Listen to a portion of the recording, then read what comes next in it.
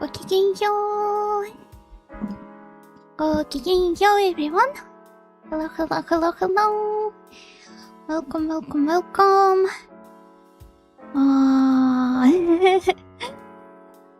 What do you guys believe that I completely forgot how to play platformers? I'm absolutely unsure if I will remember how to play the game today. I didn't practice before the stream. I didn't do anything. I was like, nah, I'm going to just, I don't know, head dive into it. Back into Klonoa. Wow, the mic is perfect today. I don't need to troubleshoot it pre-typed. I hope you're correct, but I think it should be fine. I'm being more mindful of my distance away from the mic and all that. So hopefully, maybe it's not perfect, but at least not that bad. And yeah, welcome. Gokigenyo, generic username. Gokigenyo, PPA. Your Night and Snails love you. Thank you. Gokigenyo, Vagabundo. Gokigenyo, Nyaruko. Thank you for the Stretch Plus Hydrate Redeem, generic username. Thank you. Gokigenyo. Sorry, I'm going to take a sip.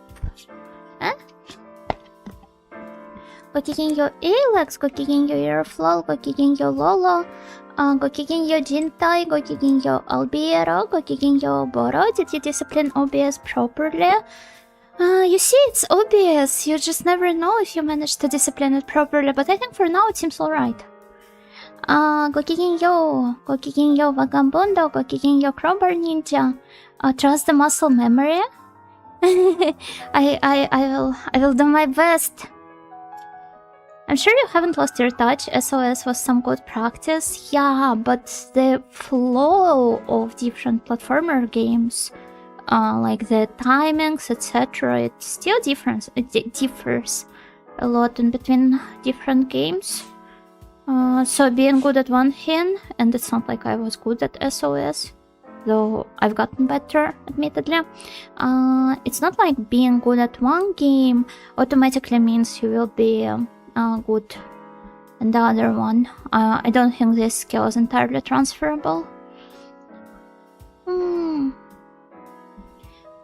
It doesn't help your divide and ride back into the difficult levels. Yeah, that's what scares me the most, but luckily we haven't unlocked the last EX level. We still have to finish some of the normal ones by collecting all of the points there, so it will serve as good practice, hopefully. Also, have you watched the collab? did you enjoy it? If you're not fans of Friend Slope, that's perfectly well too, I understand. Or not a fan of collabs, or just in general, I understand it all. It was lots of fun. Yay, thank you. It was very fun. I'm happy to know that. I was a bit humbled by my like skills of navigating the 3D spaces.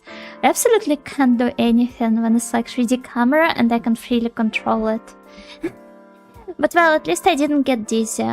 Then again, it's not like I always do. A lot of people have this like terrible motion sickness when playing 3D games. This especially made me feel bad for like corpo VTubers back when I was more actively watching like Ninja JP and Hololive, because some of them were always complaining at how tough it is for them to play 3D games, and yet they still had to play them because they had to play like modern stuff. As soon as something comes out, they like, oh, I have to play it. So they were torturing themselves. Oh, congrats on 25 stream streak, Nyaruko. Congratulations.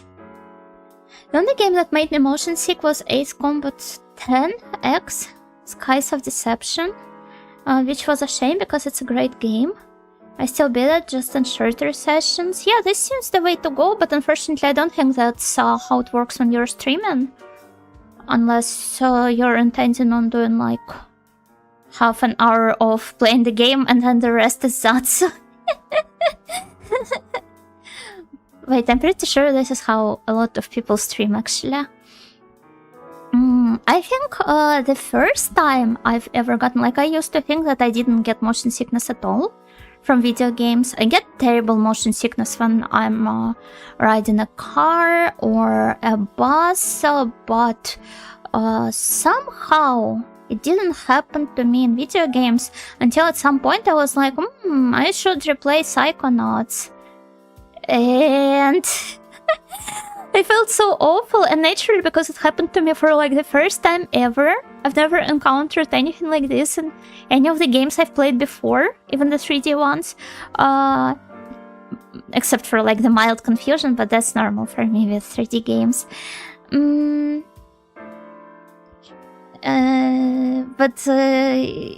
Yeah, what was the point? I kinda lost it. So I didn't quite understand right away what was happening to me. I literally thought that maybe I got some mild food poisoning or something. So I had to just take a nap and lie down, and that would all pass, and then in the evening I would get to return to the game, and then it repeated. And this was when I realized it was not a food poisoning at all. I was getting motion sick as hell. Which is such a shame, because Psychonauts are like a great game. Have you guys played Psychonauts? I only played it as a kid, and I do not think I will ever get to revisit it. Unless I plan on doing like a throwing up in the bucket stream special. Yes, I'm sure only corpo VTubers are like that. Indie VTubers aren't all playing things like new Resident Evil Requiem game as soon as it came out. A new Requiem... Requiem. A new Resident Evil game came out, yeah. I didn't watch any streams of it. To be fair, I was not aware that it was coming out anytime soon. But then again, I'm not really following the franchise. But you see, the problem with the... like, obviously the distinction between indie VTubers and corpo VTubers in this regard is blurrier than just corpos are forced to play Modern Slope while indies all play some based cool games that nobody has ever heard of. But because of permissions and such, I think corpo VTubers are still having it harder. Like, I'm pretty sure that most of the indies are playing it out of their own volition, at least. You know, I was too busy with her Retro Friend Slop arc to play the latest video games. I mean, it is Retro Friend Slop at this point, because as I joked during the stream itself, by the standards of Flavor of the Month games, Peak is already like ancient fossil. Hector Pascal, Gokigin-yo! Corpus might get copies for free often too. Yeah, I think they're supposed to like fulfill some quota. Maybe like bigger ones. Because it works technically as a promotion for the game. Oh, but they would have to label it as a promotion. And they don't. I mean, let's admit that a lot of people just like popular stuff and play it as soon as it comes out. Played it recently-ish, it still holds up. It's very fun, isn't it? I really love the visual direction there. When I played the first one, it is very good until the devs run out of time at the end. Unfortunately, this happens to a lot of games, but I think it is still important to play even games that feel like half-baked or not quite fully developed until the very end, because you still can find some really cool, awesome ideas in them. This happens to me a lot when I'm playing PC98 stuff, because most of it is like half-baked as heck, but I still love it. It's still fun. It explores tons of like really interesting stuff. I won't claim that it's, I don't know, transgressive or anything, but it's still very fun, and it explores a lot of themes that you wouldn't see any other mediums explore. Retro Friend Slop would be Grief Syndrome. Oh my god, Freya would love playing Grief Syndrome, I think. I should suggest this idea. I'm sure they will all love it. Wait, but does it only allow for like up to 5 Megukas? Somebody would have to stay out. Maybe I will sacrifice my place in the collab. Zelda Four Swords has GBA friend slop. Well, there are a lot of like co-op games like that. It doesn't really make them friend slop, right? Or you have the indies who play the same 2 games over and over for years and they reach hundreds of parts of 8-12 hour streams. What games though? There's like one indie VTuber that I used to follow because I really like her mama, like Art Mama. But all she was streaming it was Ark Knights. And I'm not really a big fan of Ark Knights. But she was still very adorable. I don't know if I'd agree with that assessment. I like the engine parts a lot. Well, you see, since I played this game as a kid, naturally to kind of like update my opinion on it and to refresh some of the parts in my memory, I would have to replay it, and the motion sickness prevents me from doing this. Isn't that tragic? Retro Friend Slope Battle Spire 1997. What is Battle Spire? Never played that. Is it that? Ah, that's like Elder Scrolls game. Oh, I didn't know that. Wait, does it predate even like Arena and no, wait, Arena came out earlier. Huh? Oh, so it's like a spin-off game. And it has a multiplayer? That's crazy. Arena is the first one. I was under this. Under the same impression as well. 4-player beat-em-ups would qualify as well, probably. No, friend slop and co-op games are different, I think. Friend slop is like, I don't know. Is there even any like logical end to the plot in friend slop games? Because in a lot of games you can just play the plot campaign together with someone. I think it doesn't really qualify as friend slop. What are the requirements for a game to be like friend slop? You know how with roguelikes it's like grid-based, turn-based, procedurally generated, as we discussed recently. Well, it's not like we came up with this, it's like a well-known fact. Except that it's not for some people.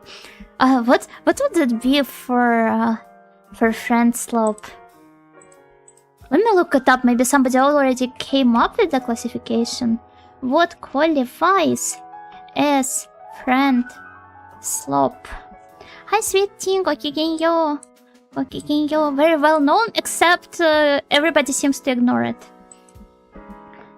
Friend slop is a subgenre of streamer slop. It needs to be made specifically to target streamers, but of course anyone can play and enjoy. And what is streamer slop? Like the rage games? Or there's an article on Wikipedia for friend slop. Huh? Wait, there is. Oh my god! Shillazard games. Ah, yeah, those two. I keep forgetting about them. They're the platonic ideal, true. So it should be like very cheap indie asset flip. That I don't know. Games for that are better streamed than played? Ah, maybe. I don't really watch a lot of stuff like that, so I wouldn't really know. S3 MP is great. Oh, I wish the Daggerfall co-op mod was still being worked on. It's a cool concept, but the mod is super broken. I played Morrowind with the girls, as you guys probably remember. I didn't know that, like, Daggerfall, for example, also had a co-op mod. Well, I guess technically it doesn't, judging by what you've said. Games that particularly make it easy to create viral moments, I'd say. So like, the lab crafted, genetically engineered hype. I'm thankful to be friends with one of the 5 people in the world who actually still plays classic TES. Classic as in Arena and Daggerfall. Pre-Morrowind. Don't you guys remember this one artwork where it's like, oh, I love stars in video games from the first chapter, from the first installment, and it's like Persona 3, Morrowind, and then something else. I wonder if I will be able to find this one. You probably have seen it though. Haven't a lot of Elder Scrolls hipsters moved on to Daggerfall and some even Arena because Morrowind is too mainstream and accessible now? Oh, my fellow contrarians. Then again, it's not like I'm some TES enjoyer in general. Though I loved playing Morrowind as a kid with my dad. Like Minecraft then? Minecraft is like its whole different category. Same with, I don't know, multiplayer FPS and some other stuff probably. I saw a joke about how some games just started with later numbers with no earlier games, using Final Fantasy VII as an example. That's awful! But I wonder if there are legit some examples like that. Actually, I know one. It's called Libido 7. It's an eroge for PC 98. And while it makes you assume there are 6 Libidos before that, no, Libido 7 is the first and only game.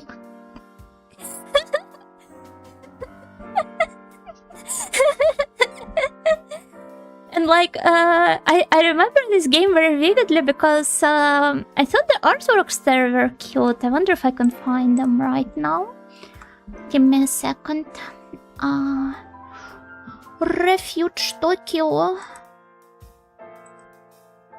And it was developed by a studio named Libido as well. Ribido.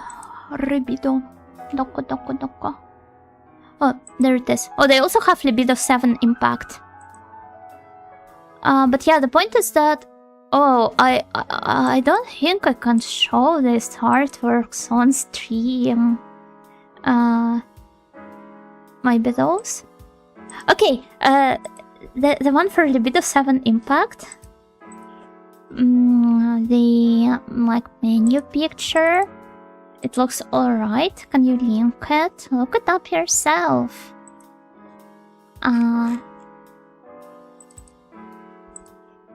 So... yeah, here it is. It has this, like, kind of dodging game feeling, right? The point is, it's all in those very, like, pink-tinted colors. Which is how people these days seem to imagine retro anime as for some reason. Well, that's not the case, but the thing is, I was like, maybe I should look up some CGs from this game. Like, I don't think I'm in the mood for downloading it and playing it at the moment, but I would love to just look at more artworks from it. And I downloaded, and I'm like, oh, these girls are inserting some prolonged cylindrical objects into themselves. But why? Why did the artists make them brown? I wonder why, because it makes it look like poop. And then I realized that it was poop. And that it has been burned on my retina ever since.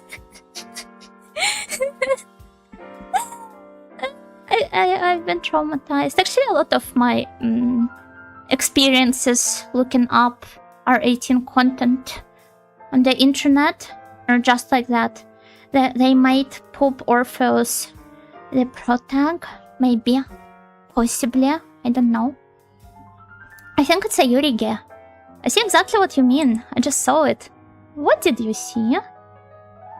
Whoever uploaded the latest gallery also went out of their way to use that CG as the cover. Oh, wait, let me look it up again, because this time I was looking it up. I hate the main page of said panda. Look in the top. Thank you for the warning. You're welcome. Windows 7. Oh my god. I'm sorry. You did your best to warn me, and I didn't listen. It's all on me. This one looks more like a prolapse. I don't think poop goes in there. Well, there are different holes, and poop goes out of some of them. Let's be fair.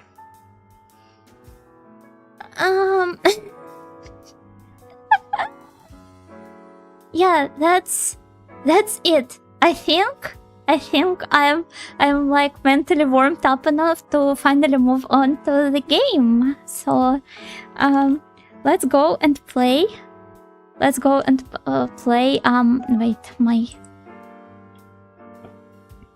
You know what? Maybe it is, but I'm not going to investigate closer. No, that would be like too hardcore, even for the PC98 games. Sometimes you get mixed up on the order, I understand. I think it's really difficult to get mixed up on the order, but maybe it works a bit different for guys, I don't know, or for the snails. Have I ever told you guys about how I tried getting myself a pet caterpillar? Well, I literally just picked up a caterpillar in the streets and brought it back home and proclaimed that it was like my pet. But time to eat something. I'm sorry. I'm so sorry. So this PC98 game wouldn't get the disclaimer the last one did. What was the last one? We've discussed plenty of PC98 games. Adopted by the audio? Yeah! My parents made me bring it. No, they didn't. It went into like the pupa state on our balcony, and I don't think it ever became a butterfly. But yeah, I was going to set up the controller because for some reason, it doesn't seem to work, even though it was working when I was starting the stream. Hello, Miguel. How do I do this? Doko. That sounds cute. Caterpillar pet. Teenage Mutant Ninja Caterpillar. TMNC. Hello, Gintama. Gokigenyo. Everyone, who's your favorite turtle in TMNT? Actually, I wonder who was mine. I don't remember, to be fair. What's the purple one? Donatello? No. Yes? Probably. I think I like Raphael, the red guy. Next, I'm going to ask you who was your favorite. Was your favorite Teletubby, TV Tabby? What are they called? What do you call them in English? Hello, Haku. Gokigenyo. My experience with TMNT is having, I think, a bucket with them on it as a child that I used on the beach or something similar. Oh, that's cute. I had a cousin who was like super into it, and when we both were hanging out at our grandma's place in the countryside, he would always make us watch it. Raphael red, Donatello purple, Michelangelo orange, and Leonardo blue? I think Michelangelo was like the most annoying guy, right? What's Yuna's favorite Teletubby? Also the red one, I think. Po? I think his name was Po. His or her? Their name was Po. And I still haven't figured out how to set up the controller. There it is. Controllers. I think I have to restart the entire game. Raphael was cool because I like the sign he used.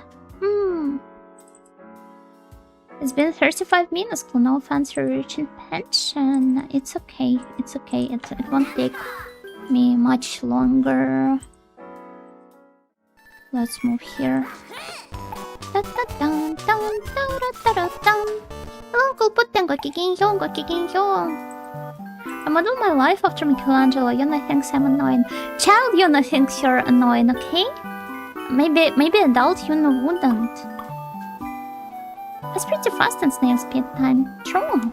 I mean, I'm letting all of the snails. I'm giving them an opportunity to come to my stream in time. Okay.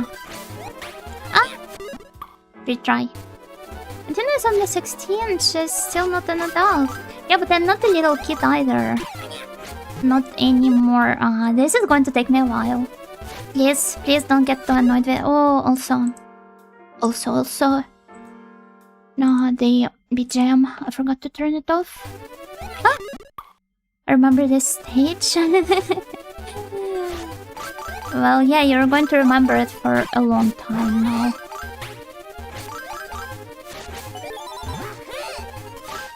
Okay.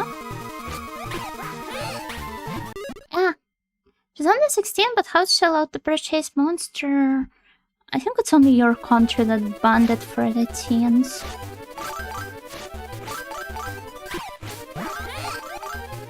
Look around where I live and even back home, teens are allowed to buy energy drinks just fine, as long as those don't have the alcohol content.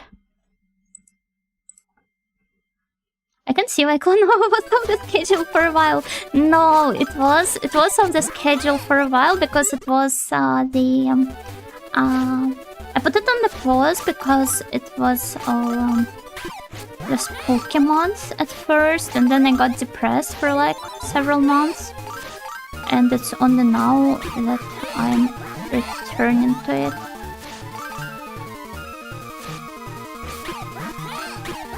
No, we're doing well. She makes 59 and snails stack and wear a coat to buy it right here. How do they speak to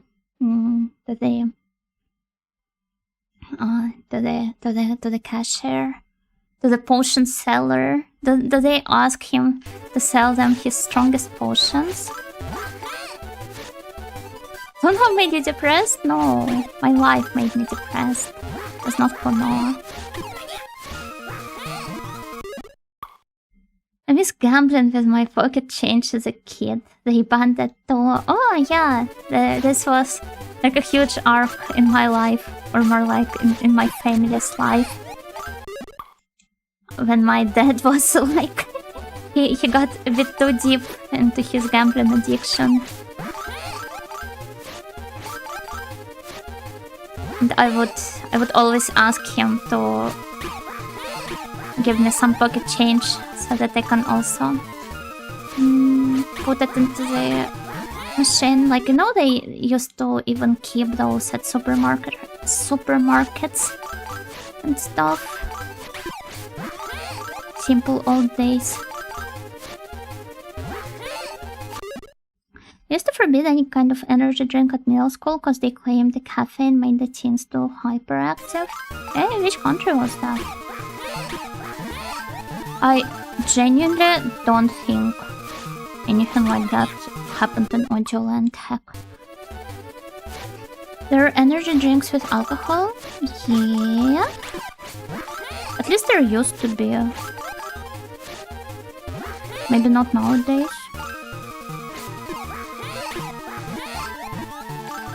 Okay, I'm practicing, and I'm slowly regaining my I wanted to say my platforming proficiency or something, but no. I still keep getting humbled real bad by this stage. I can still keep on trying. Oh!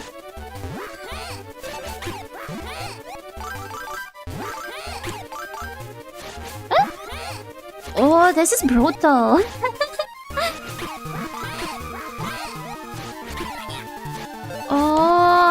Oh my god. Oh, so difficult. Your Klonoa miniature is the gold, so energy, aura. You can find the artist in the chat, not the chat, but in the stream description. Hello Alex, Kokiyo!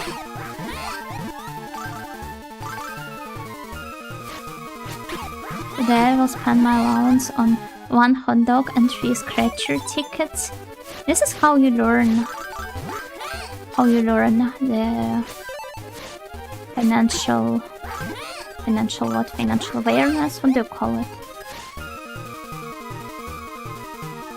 I forgot how to speak English. What kind of controller does Hina use? Of course I am playing this on my actual legit GBA.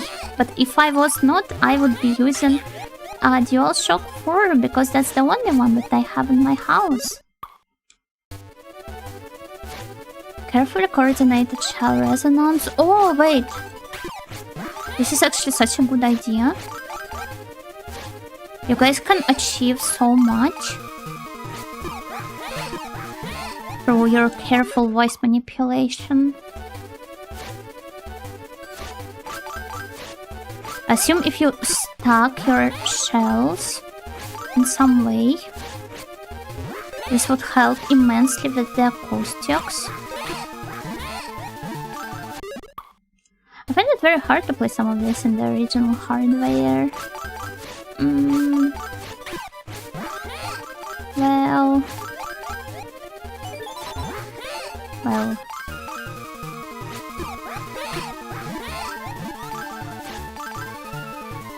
Some of the games like this are just very difficult in general. Also, hello Shala, Gokigenyo. I died again. Not died, but I missed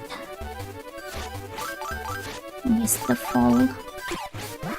But hey, look, at least I more or less consistently collect all of the gems in the first leg of the location. So the remaining... Okay, I jinxed it. Could win 10 billion snails or 1 sun? I think 1 sun because it would burn you down. It's like hydrogen bomb versus coffin baby debate. No, you would probably all go dry and shriveled, and you wouldn't want that, do you, right? Oh, okay, I still keep missing.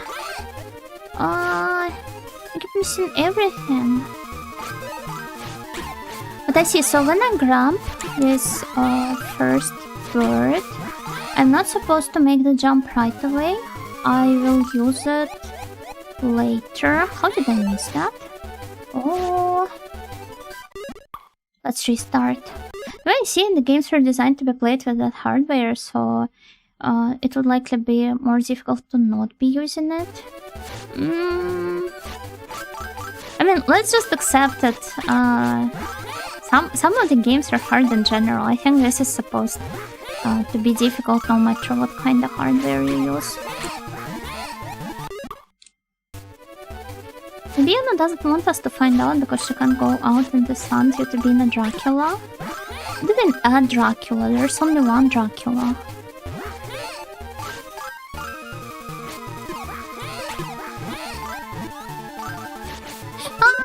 No!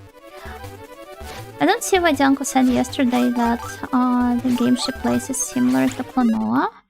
Because that's only one type. One of the types of the stages here. For the most part, Klonoa is like a puzzle platformer. I probably have some unfinished stages there, so you will maybe possibly see.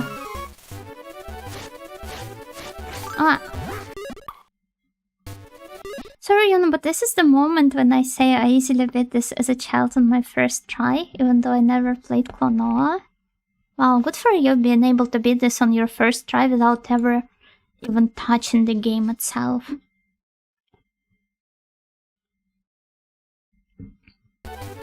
What are you? Some child prodigy? My snails are so special. I should have never doubted them. No, genuinely, I'm like so proud. Will you tell the class how you managed to beat it as a child? Come on, we're all waiting in anticipation. 0th try. My parents and doctors said I'm super special. Perhaps they were right. Am I losing it? No. What do you mean? Am I a winner because I've done drugs? Isn't like medical doping forbidden by most countries?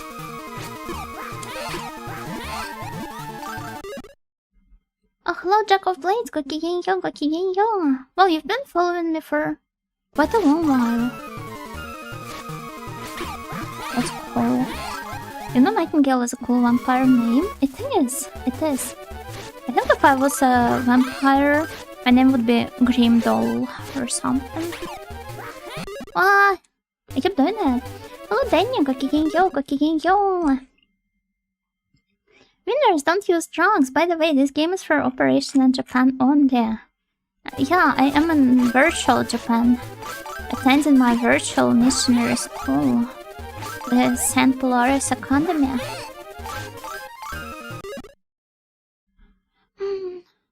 2 years, 5 months? Wow. Wow. I've been streaming for so long already. Though it hardly feels like this time has ever truly passed.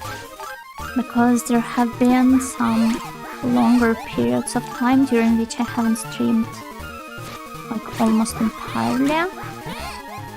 And there's also oh my god. One day virtual Yona will be real. Hi Alice. Through which means I wonder. Like you're trying to say I will become 3D? Or maybe eventually. But right now, this is not my main focus. I would like to kind of like foreshadow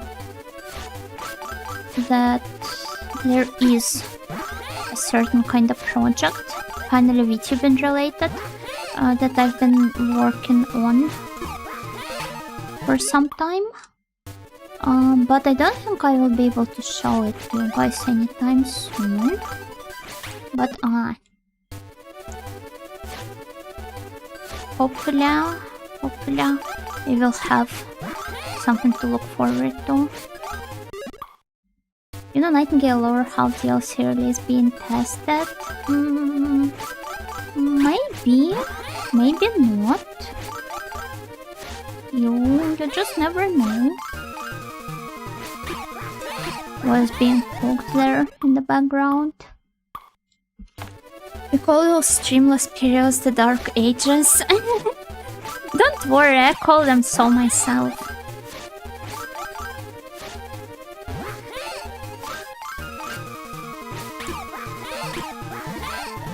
Okay.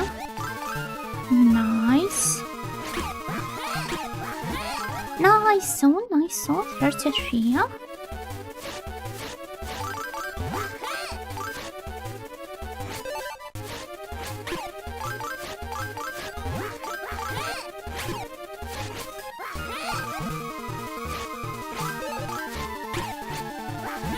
Okay. See what happens when I lock in. See?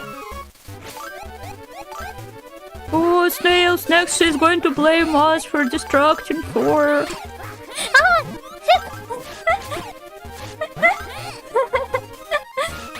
And here I was trying to show you that I'm cool and that I can play games. Well, to be fair, being this sort of a completionist and gathering all of the like crystals or gems or whatever the game throws at you. It's an entirely different skill set from just being able to beat the game. Right? This isn't my code though. Wow. Hello, Days. Gokigenyo, gokigenyo. You know, stole what I was gonna say. You know, stole the precious thing.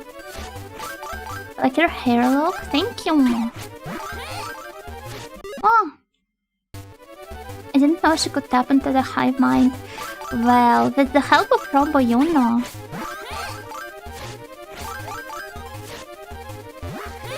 I can do pretty much anything.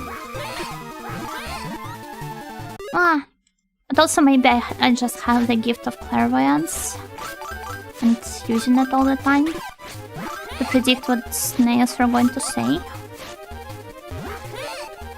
Either way, you have to be very careful around me. Who knows what other dirty thoughts I'm going to look into?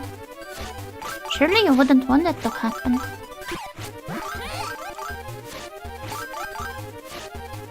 Even your wall snails, never forget that. She knows? I know.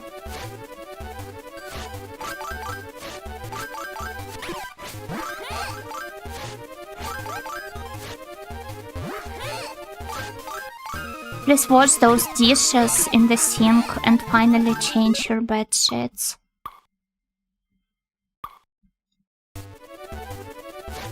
Shouldn't snails be the ones living in the walls? We're subverting the stereotypes. No, my secret fantasies of taking walks with Miss Nightingale in scenic places. This is very cute and sweet. I would take all of my snails on a walk and march through a park. You got 1 out of 4 right? Well, how about you finally go buy some groceries? This empty fridge of yours is disastrous to look at. And shouldn't snail maids and butlers be changing the Ojo's bedsheets and washing her dishes instead? God, I wish. But I'm supposed to kind of like learn the modesty and figure out the way the commoners live, so that I can understand them better, just as like young Buddha. I bought bananas already. Me too. Also bought some strawberries and some pomegranate seeds, and also apples. Then a Nightingale, the fruit addict. I also received a care package from Karin the other day. So all of the snacks in my house have been somehow replaced with the Finnish ones. I asked her to send me several bags of Estrella chips because I haven't eaten those well since 2014. Finnish infiltration, yeah. Again, my fantasy of living in absolute filth. Why would you fantasize about it? She's taking us to the salt mines? I could never. I'm starting to think this Yuno mind reader is a fraud. You'll never guess what I'm thinking of right now. Oh, I can try. Perhaps. Oh, I think I'm starting to see it. Like the image is beginning to form in my mind. Could it possibly maybe be something like I don't even know. Yeah, it clearly is forming there. It is. Very soon, it is about to unfold. Is it this, perhaps? Something like this that you're thinking about?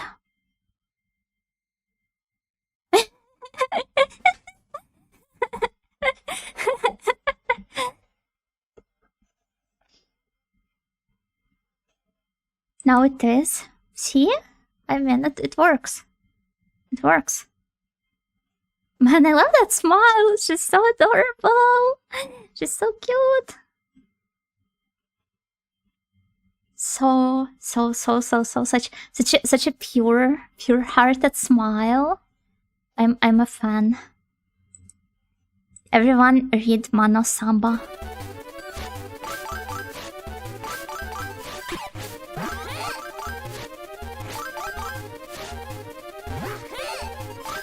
Okay.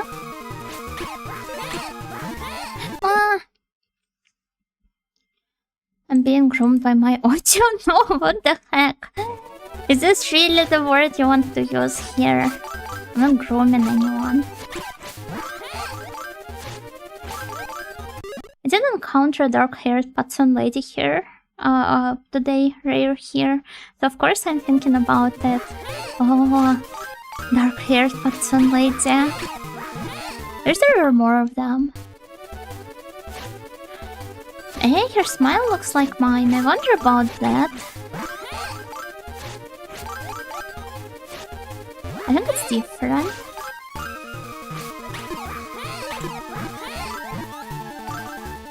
Wow. Somehow I got it. Oh! Munya! I will keep it on my read list. It is about to get like an English translation. They promised some North American expansion, whatever that means. So maybe even the snails who don't know Japanese will get to read it sometime soon. I did consider monosub of Horrorhold to Minus yesterday. I'm getting there in snail speed. It's okay. It's okay. I understand that everybody has their priorities. Even if when it comes to content/media. North American expansion, Burger King collab. Is Burger King even like an American chain? It probably is. But then again, I'm kind of like pretty much perceiving it as a global one. I think something like Waffle House would work better. Not to mention they're also like killing each other there. So it's even thematically fitting. I don't know. I'm a fake Burger King fan. I was never too much of a fan either, because out of all the fast food chains, Burger King is the most likely to give me the heartburn. To the point I would rather call it AC Traffic's King.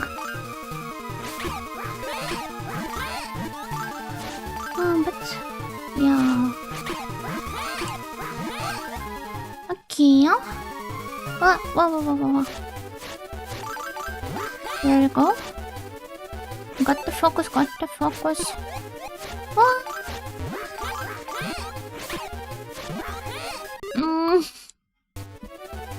Okay, I won't announce that I'm focusing next time. I will just do it.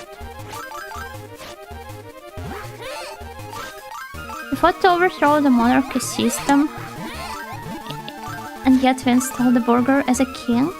It just doesn't make no sense. Don't make no sense. Some? I don't know. Like, how to explain it? It's probably the genetic memory of all of the years spent all the way back then under the monarchy rule. Walking within you, like you're just returning to your roots. Putting the burger on the pedestal instead.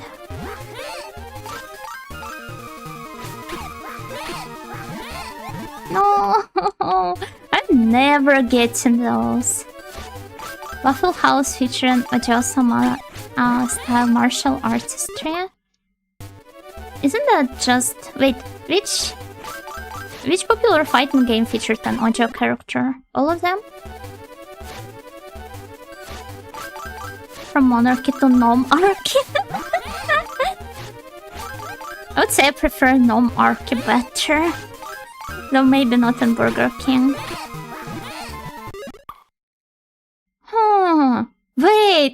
Wait. So, Burger King, it's the king, like it has king in the name. It represents the monarchy. Then KFC has Colonel Sanders as their mascot, and Colonel is, well, they represent the army. Then what would McDonald's be? The Scottish diaspora? the working class? What is McDonald's in the overall, kind of like, in the bigger picture? Second features and audio. I know because she's a cameo in Digimon World Redigitize. Huh?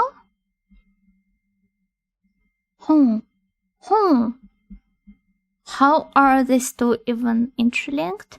Or are they both some, like the properties of one company? Answer, not enough have had an audio sama.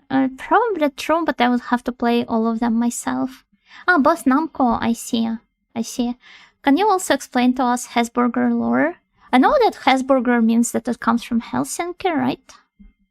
Probably. I think it's like a Finnish chain. But I can't think of... I can't help but think of Hes as in Hespera. But that would make it Greek, then. Street Fighter Alpha has an audio named Karin. I don't remember her. Lily. Oh yeah, she's so pretty. And she's also voiced by Koshimizu Ame. That's really cool. The Court Jester. This seems to be one of the most popular options. Oh no, not Stanchuk. Stanchik. How do you pronounce his name? Anyway, let's retry. Let's go. Jump.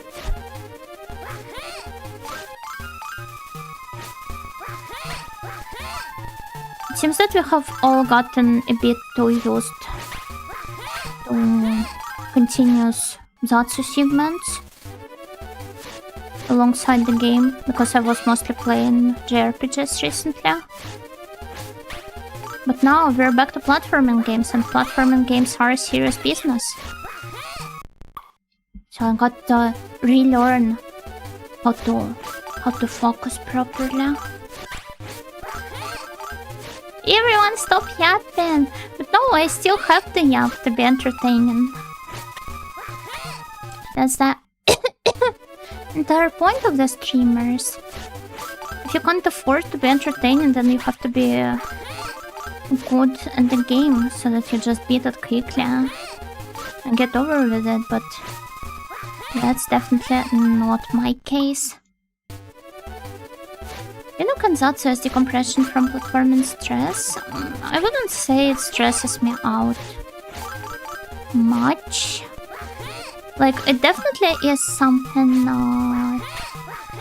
that I'm no longer as used to. And definitely something that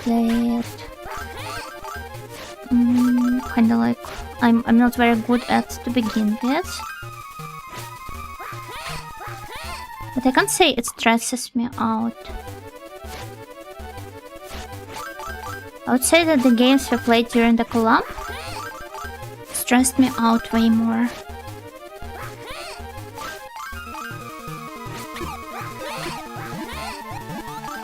Platformers are fine, I would say.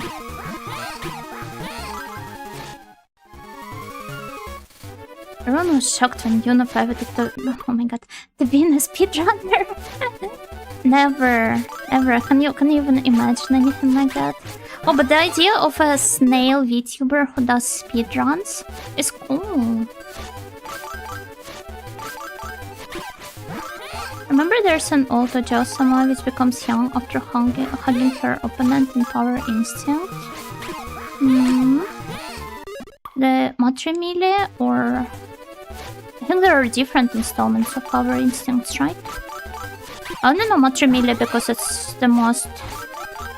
kind of like well-named one. And yeah, it's definitely like people who stream shmups. Not only Toho, just shmups in general. Or to be fair, any kind of like action-focused games. And manage to read chat in the meantime. They're just too powerful. I missed one diamond here. I'm never going to forgive myself. See, 65. It was supposed to be 66. How do I... Ah, I think I know.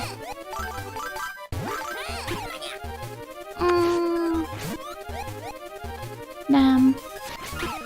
I'm going to practice this last leg. Oh. So yes, I'm a speedrunner now. I don't need those slow servants anymore. I would never say anything like that. The Matrimile one? Yeah. I think maybe it was this one. Akuryo Dai-san, Akuryo Dai-san.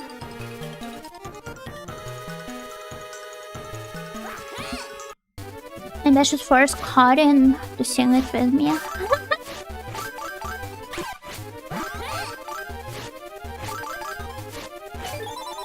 Yo, let's go! Oh, Myoji! But honestly, even outside of Let's Go Myoji, Matrimile has a lot of really cool songs. There was also this one, let's reset, this one fighting game about like, I don't remember what it was called,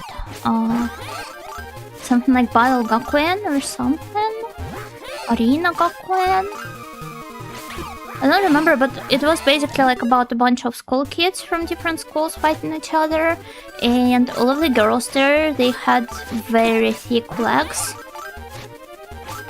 as in very muscular ones. Maybe not all of them, but most of them. And there also was an Ojo-sama who was playing, I think, the violin. And if I remember correctly, she also had an older brother or something. And they had those kind of like incestuous vibes going on. Yeah, Justice Gakuen. Thank you for reminding me. I will look her up. Justice Gakuen. Yeah, it's from the Rival Schools series. And the girl that I was talking about is... I think her name was Lilia or something. Yurika. I think Yurika. I mean, technically... Oh yeah, there she is, there she is. Give me a second, I will show you guys. She's really cool. I adore this design. You need to see the evidence, and you will, don't you worry. But I just need to find it. Where did I download it? There it is. Oh, why is she so wide? Wait, how does this work? How do I reset? I think that's it. We need to go wider. The violent girl who has Anamolokari's hair. Wait, I kinda can't see it. You're right. She's really thick. I mean, she's one of the non-thick characters, but I guess I tried to make her thick.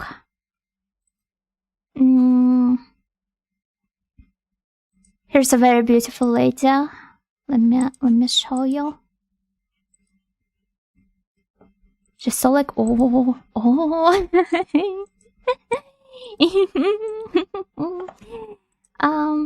So yeah, where was I? Here.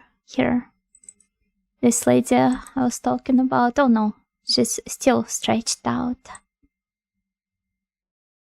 How do I even, like, what is the original resolution of the picture? I think I'm going to have to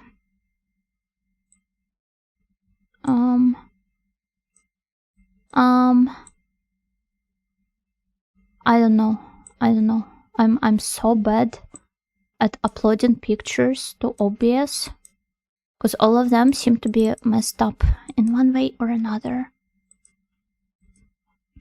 And it's going more and more now. Well, maybe I am. Okay, there she is. There she is. Very beautiful, right? I think a lot of you guys would probably enjoy it.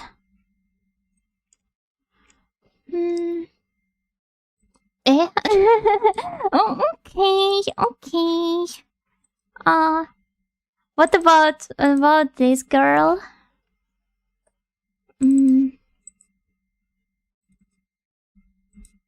I need her to call me Oni-chan.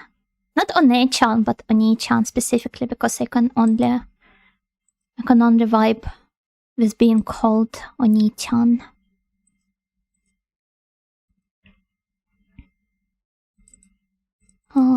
Here's another one. See what I was talking about, legs? It's not like they're very thick per se, but a lot of anatomy understanding went into drawing these legs, and I can't help but appreciate this. Like the shading here and the understanding of muscles, it's like top notch. And the knees, oh my god, the knees. Those are so great.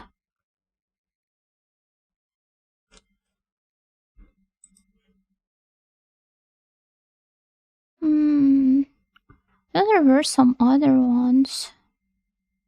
Oh, there's also the chairperson. I'd call them substantial legs. Yeah, that's probably a good way of phrasing it. The last one, and we will go back to Klonoa. Don't you just love it?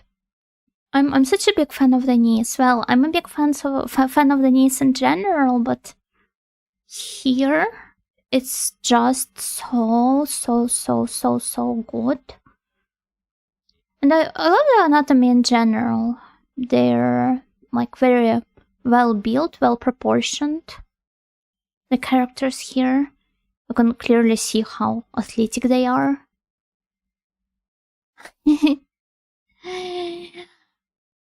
Speaking of being athletic, my legs, I don't know, I can't feel them because yesterday I went on a 14K run and I can't feel it even today in my legs. I should probably buy myself new shoes for running. Hello, Schloner. Gokigenyo. I too love female anatomy. Same. 14K is a good distance. Thank you. You'll feel it tomorrow too, probably. Probably not. I mean, I went on like a walk today, so it's not as bad as it used to be. Because active recovery is important, guys. And I'm also doing these like stretches and the Epsom salt baths and all that stuff, but the long runs are still very demanding of me physically. I'm having fun with it though. It's cool. I enjoy it way more than strength training. I wonder if I would ever find it in me to like be able to enjoy strength training. Does you not have a foam roll? It helps me a lot. I don't. I do like some simple foam rolling routine every now and then. But if you have any like particular, I'm not sure if it's right to call them exercises, but any particular foam roller movements that feel good for you, feel free to recommend. What to release lactic acid? Are you also like a long distance runner? Or let's retry.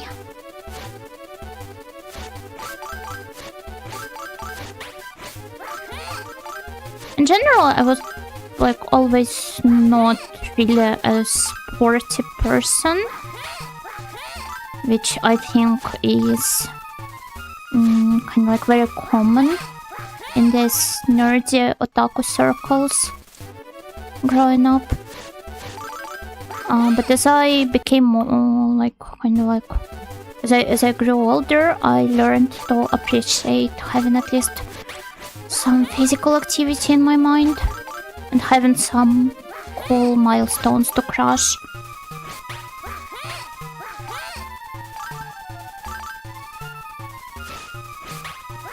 The world of sports is very intimidating in one's youth. Yeah, I think it also has something to do with like the social stratification of schools, because I'd assume that with all of the kind of like joke stereotypes, it's the most prominent in the Western Hemisphere. At least that's what cinema and TV series taught me. But I'm pretty sure that all around the world, sporty kids get more special treatment as like the popularity magnets.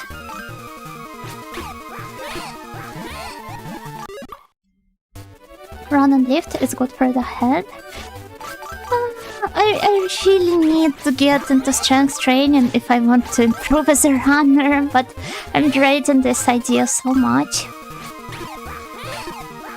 I'd like to maybe try moving later this year. Maybe some other town or something. But I don't know yet. This is why I haven't been getting like gym membership or anything. Then again, it's not like you need a gym. You can do some calisthenics at home. I'm just very bad at being consistent with this stuff. In my youth, the kids who did sports had already done it forever by the time I was entering first grade, and they gatekept very effectively. See, those are the real gatekeepers. I keep missing this one somehow. Sports anime might help me tune into sports. I wonder about that. I think I had a lot of friends, well, kinda a lot. But those were mostly fujoshi, who just loved the dynamics between the boys in sports anime. And I don't think it ever pushed them to pick up sports. Though perhaps it can be different for everyone. I just can't seem to grab these two crystals no matter what. It's like the most difficult part of the second leg. Wafu! Wafu! There you go. First one done. Then... Nice. Nice, nice, nice, nice, nice. Now let's not jinx it. Nice! Yatta! Ah! I wonder how was I supposed to do this one. Oh, and this one too. And oh my god.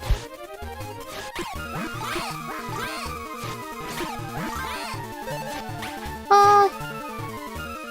87 though! We're getting closer.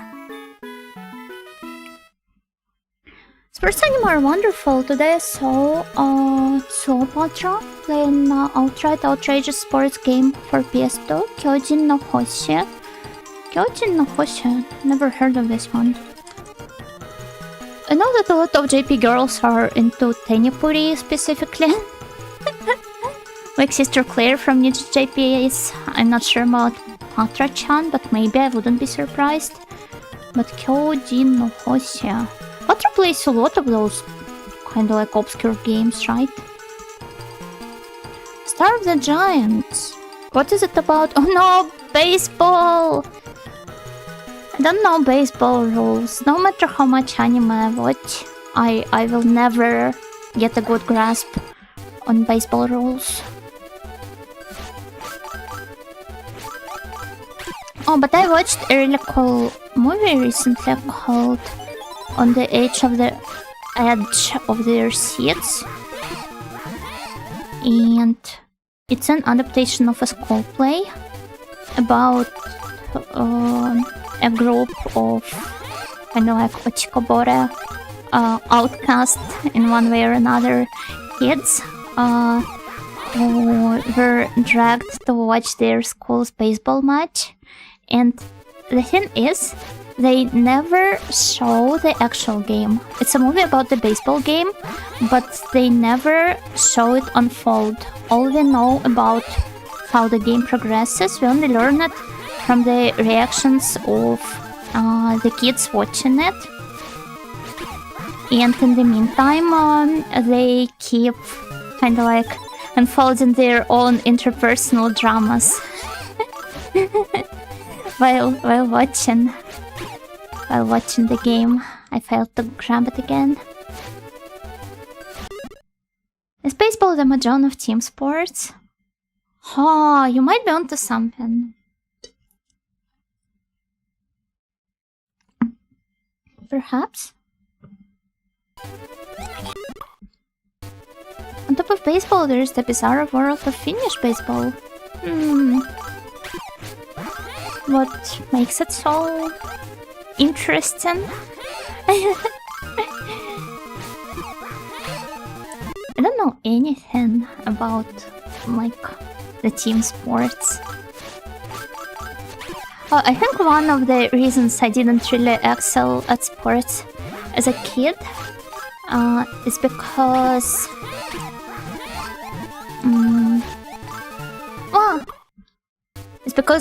the PE classes, they mostly consisted out of the team sports, and if I could survive the humiliation of being unable to perform some exercises, the team sports are the most dreadful and stressful part of it, because first of all, I was very scared of the ball. Like, I would always instinctively cover up, because I got too scared that it would land into my face, which it did multiple times. And I think that's normal reaction, but everybody made fun of me for that. And I mean, even when you strike it back with your hands, it still hurts like hell. It's like some pure masochistic game, and I've never signed up for anything like that. But did you die? No, as you can see, I'm still alive here. Finding 3 people to play mahjong with is already hard. I was under the impression that it was pretty easy to do online. IRL, well, maybe depending on where you live, but I used to live in a pretty big city for some time, and we had quite a big gathering of mahjong nerds there. Okay, Yona, we understand. You can beat the running track today. I never had to do anything like that, though. See, there's the mistake. You're not supposed to strike it back with your head. No. I tried to say hands, but My articulation skills are at their lowest, as usual. The whole crew for a baseball match might be a nightmare depending on where you live. I think it's mostly from the standpoint of how understandable it is for an outsider.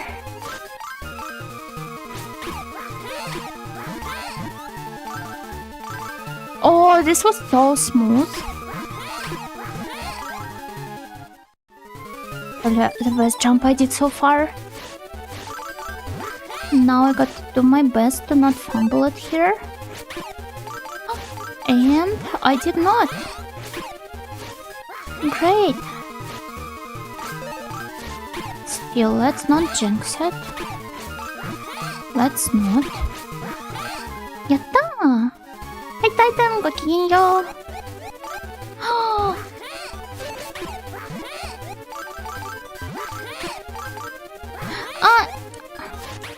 No!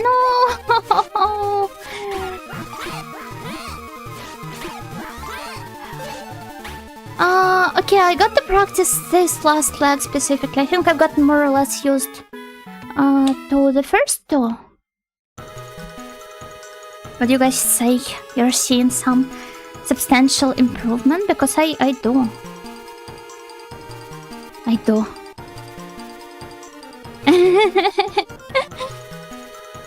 Was going really smooth. I know, right?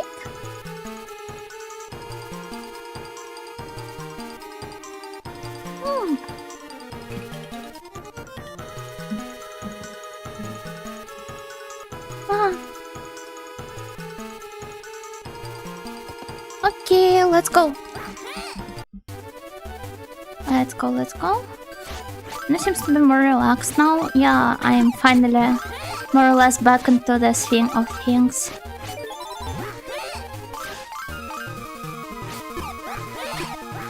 I still think I'm going to need to focus more than during the even like the RPG streams.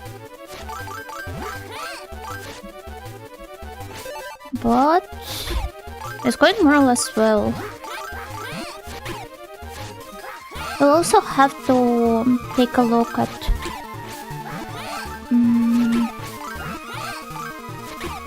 how many more. Sorry, I keep forgetting English.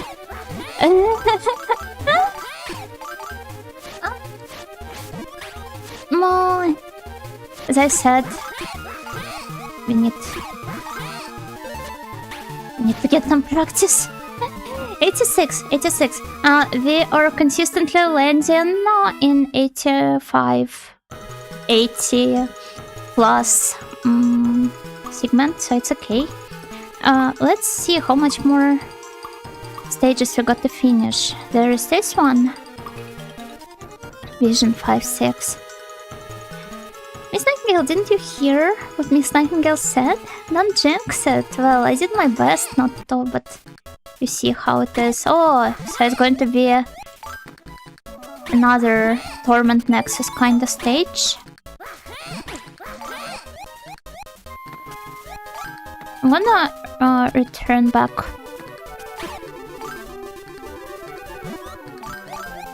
Oh no! Let's go back. Are these still the only ones that I got to beat tomorrow? Let's go to the world map. Forest Village Suntunnel. 30, 30, 100, 100. You just love seeing it. Don't you? Get you now. Thank you. Thank you. Thank you.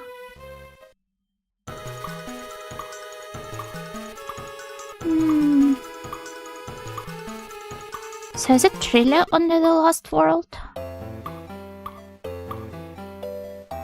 30 out of 30. Okay, I've collected all of the crystals in the first two EX stages. That's good. That's good. the first world, I think I've also collected everything there. But let's see. 30, 130. Yeah, so it really is only 2 last stages standing between me and the final EX stage, which is probably going to be brutal. I don't know, I'm just guessing at this point, but I'm not going to expect anything easy, so just in case, perhaps we will have to stream more Klonoa next week.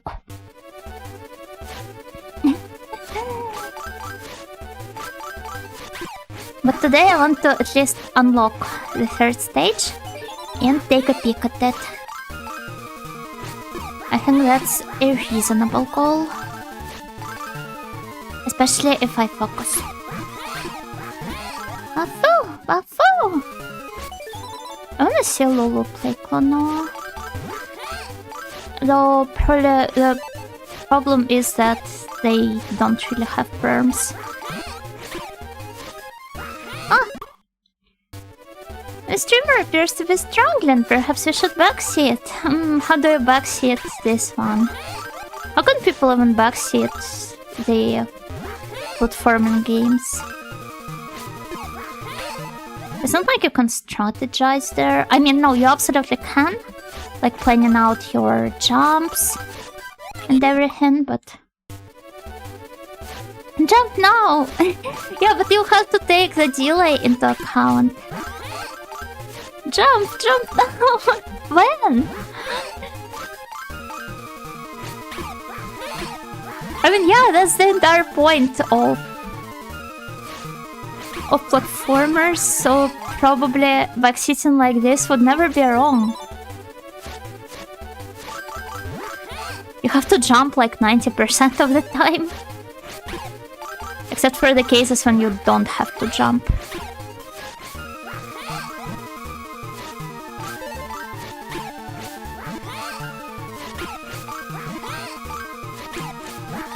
Nice zone!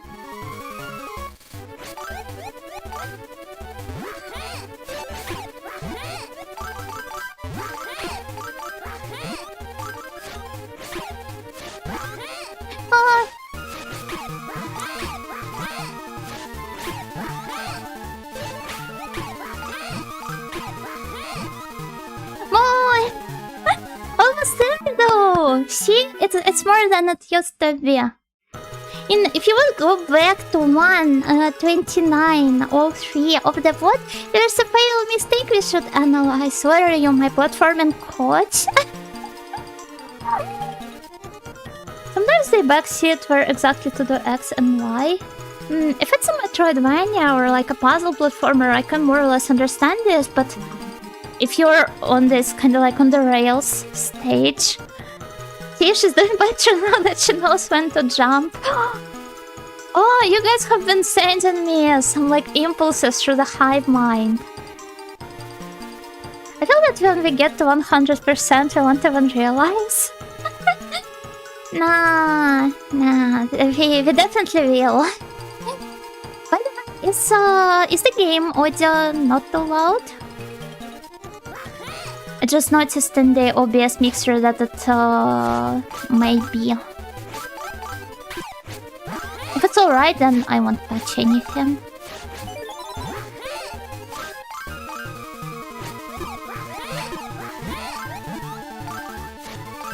Nice. Nice. Imagine if Robo Yuna would be playing this and you would get to backseat her directly through the hive mind. Wouldn't that be so nice and fun for you? Oh! It was going so well though. I was so absolutely sure I could succeed. Beep boop. Maybe I should commission like a Robo Yuna model.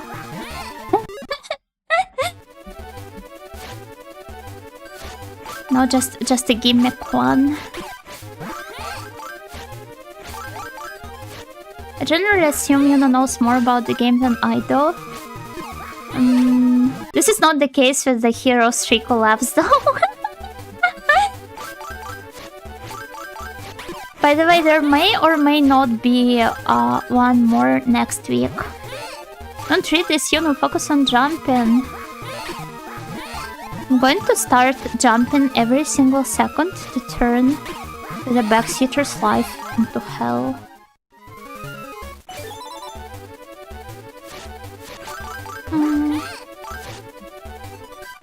Let's see. I think I've finally started to more or less nail the timings for this first jump in the beginning of the stage. And 66, there we go. Ah! It has been improving her Barco with time completionist or... Wait, it is Barco time for you, right? I don't remember the lyrics. Bum, something something bum bum bum.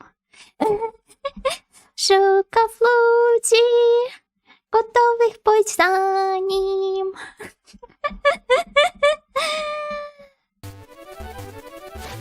I'm sorry. I'm sorry for butchering Polish language with my accent. Is that Jesus song? It's John Paul II's favorite song. It's been memed to... It's improper to say to hell and back when speaking about the Pope and his favorite song, right? It has been memed to heaven and back by Polish people. Because apparently the cult of John Paul II being the Polish Pope and the national pride for him was just so big and overpowering that the younger Poles kinda got fed up with it.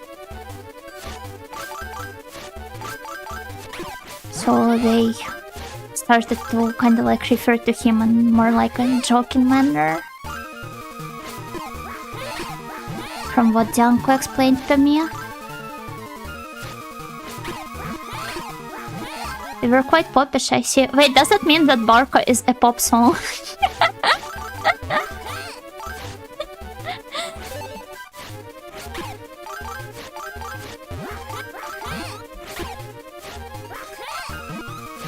Pop music, yeah.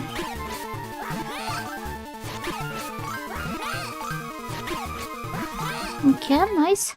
Some saints have been to hell and back canonically. Yeah, but it's not quite the same. When young Poles came to the KC int, it's CrowdTune Minecraft server, I was really impressed by how strong Polish culture was. Poland strong. Polska strong.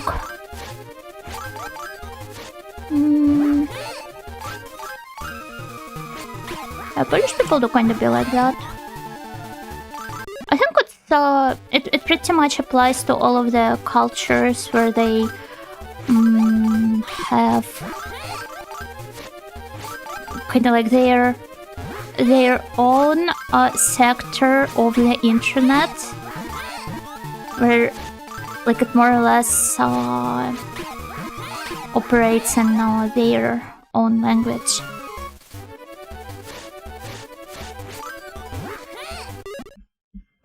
Bobber is strong. No, I'm pretty sure that Polish meme culture spreads vastly beyond the Bobber and all of the other overreacting to animals videos. Those are more of a modern invention, aren't they? I mean, the first thing that comes to mind is, though that's more like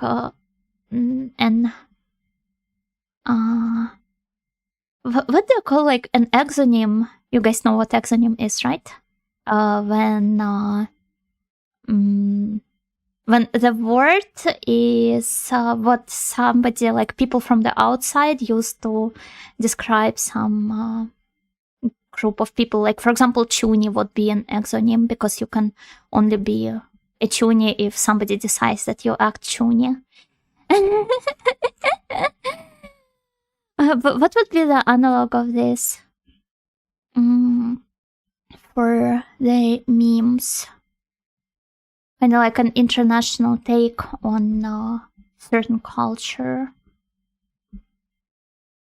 Because I initially thought about Poland Ball comics, but those are obviously kind of like more of an international thing.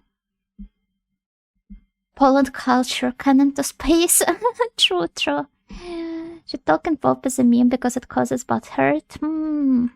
Yeah. The edgelord Polish kids. Hi Dustin, gakigenyo. This unironically contributed to me deciding to convert to Catholicism a few years down the road. The power of Minecraft interactions.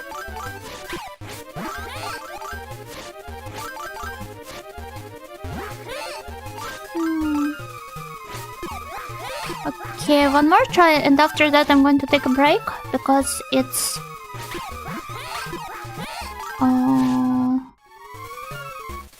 very cold here. I need to throw on something warm to wear. Oh, too early. Okay, that's a good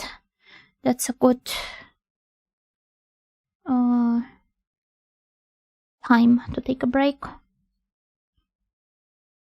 I will continue to call them Ivory Coast and Turkey. In Netherlands, I think we call Ivory Coast like Côte d'Ivoire, like literally just a transliteration. But yeah, please enjoy break. Thank you, and you guys enjoy the bot.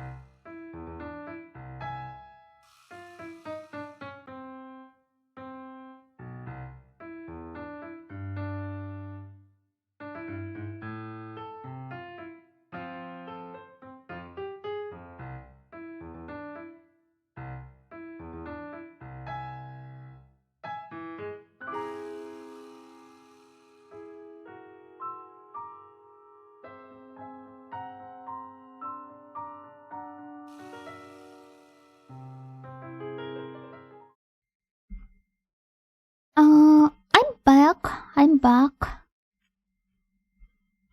Why? This time equipped with warmer clothes. I mean, we call it Montenegro, not Black Mountain, so there is precedent. Depends on the language, because we kinda do in Audioland, and I would assume you guys do the same in Poland, but maybe you don't.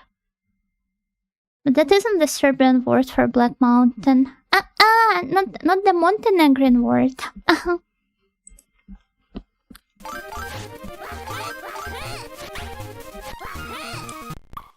Those are essentially pretty much the same. Nah, the Balkan languages are a complicated topic.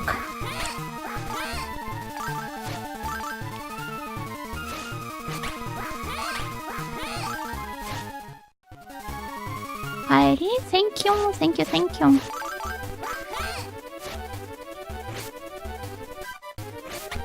They pretty much resolve it when talking to one another. Write it in a different alphabet. It's totally another language now. I mean, there are cultural differences, and all of that is multiplied by the overall history of the region. Not to mention... Okay, first of all, Montenegrin and Serbian both use Cyrillic. Also, Serbian uses Latin script as well.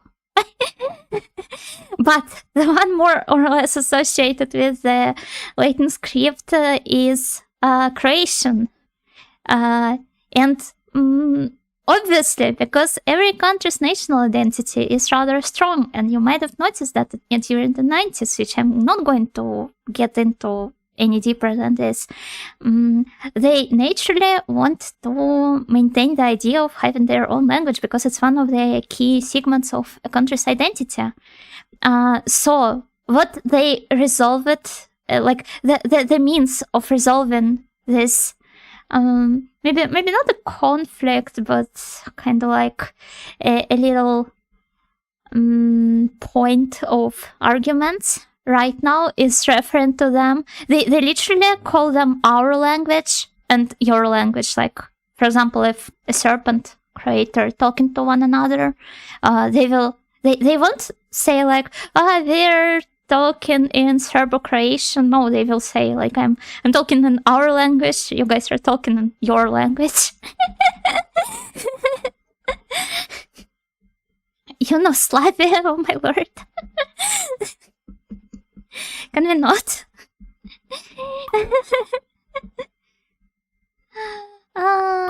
Retry.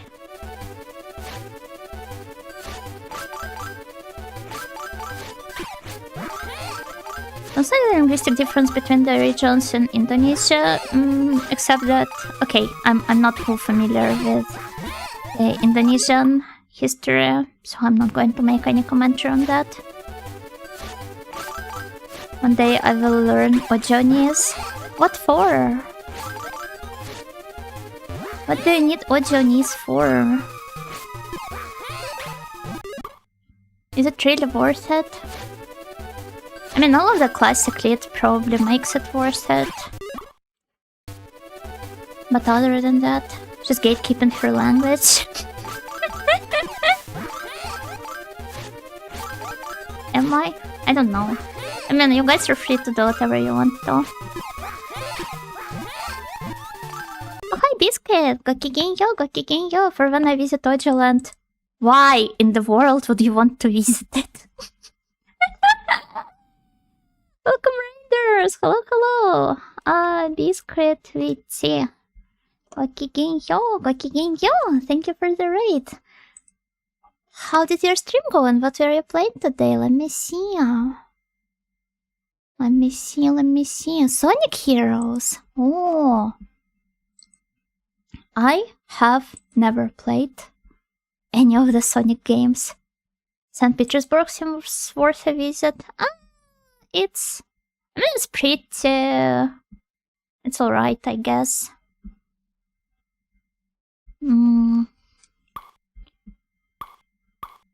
Haven't played these 2D Klonoas? I would say I recommend them. I've played like maybe 4 games in the series so far. And I've been having immense fun with all of them.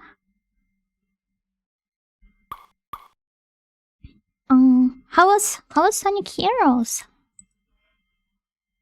What even is it? It sounds like, I don't know, some sort of a strategy game. But no, okay, it is a platform game. Are there even some like RPGs or strategy games with Sonic? Because I know there's an RPG kinda game with Klonoa that I may or may not play at some later point.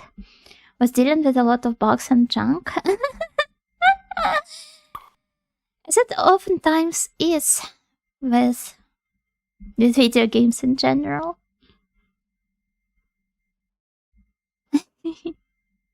Sonic Heroes mentioned. No, why would you activate such a mode? The slippery controls. It's just another challenge to overcome. She's gatekeeping Ojoland. Like, I just don't know why anybody would want to visit it nowadays. You can watch the board reunions and eat the cookie crumbles from under the table when the meeting is over. You can do it outside of Ojoland though. Ina's not a Sonic kid, no wonder she's so refined and elegant.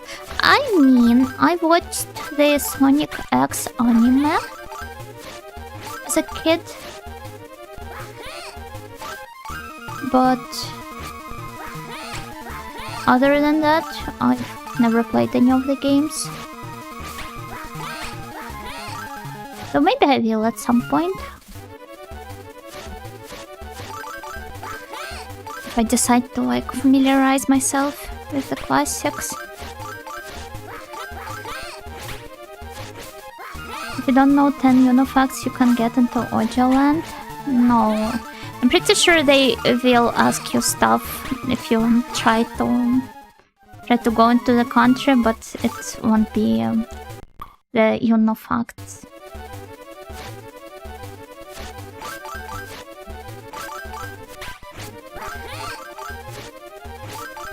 Yeah.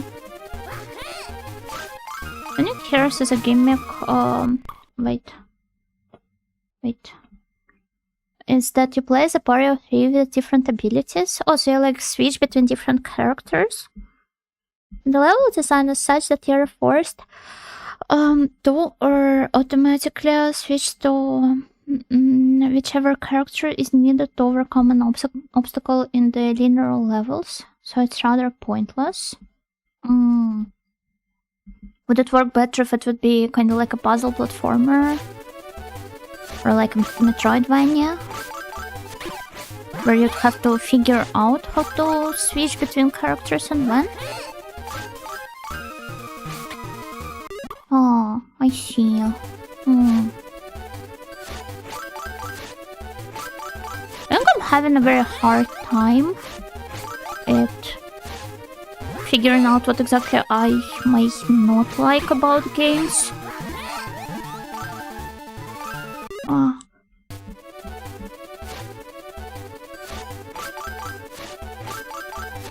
Like, which of my criticisms are going to be some valid conscious critique, and which are just pet peeves and skill issue?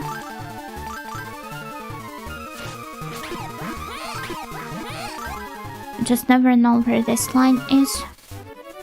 So I always automatically assume that I'm too bad for some games. That I simply have to get good. And the only point I can criticize them from is either the narrative or art direction, because this stuff I know at least 1 or 2 things about.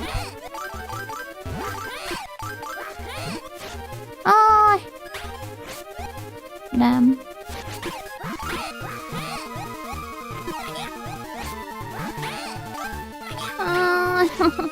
82, well, that's still 80 plus. Well, that's what I expected when I got it, or that you could go different routes depending on the leading character. Yeah, this definitely feels like they're just... The limitless possibilities of such gameplay are pretty much underexplored. At least from how you describe it. Sonic Heroes art direction is some of the best in 3D Sonic. They all play horribly and are super repetitive.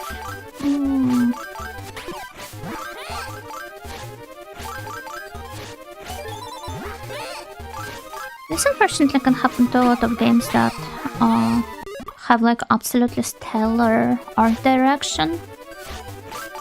It doesn't always mean that they play well. I once asked one of my friends whether they have played Ender Lilies. Have you guys played that? Because they responded with, like, when I asked why they didn't like it, they told me that the entire gameplay there was kind of like fighting with a wet floor moth. This was a pretty accurate description, but at the same time, the game absolutely nails the overall atmosphere, and I love the world there. But yeah, the gameplay is... There definitely is plenty of room for improvement.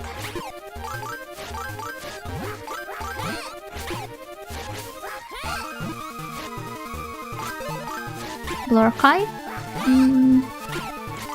Even gacha games are in a whole different category, though I have to agree that Blurkai's art direction is pretty good.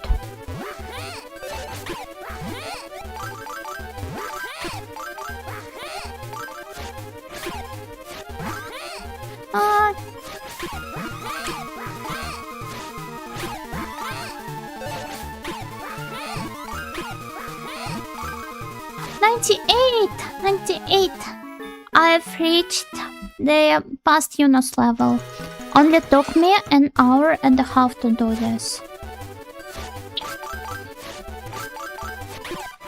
Surely, if I log in a little bit more, I will succeed. Speaking of Blur Archive, there's this Arrow game that came out recently, which I forgot the name of. Ryusei World Actor. It's like the third installment in the series. I think the first one has even been translated into English, but that's not the point. The point is that the visuals in the third game remind me heavily of Blur Archive. Even the HCGs. I won't be posting them here, but I'm sure you can look it up. But maybe in between the stages I could show you guys the safer work ones. Perhaps once I beat this one, I will be allowed to have some pretty sieges as a treat. Actually, I wonder what am I going to win once I 100% the entire game. Something I'm not going to attempt anymore. Maybe. I'm like a contextual completionist. Oh no! I missed one crystal. It sounds familiar. I think I've seen it among upcoming. Well, it was released today. Not today. I mean in the end of February. I don't know why I said today. But yeah, okay. I will show it. I will show it right now. And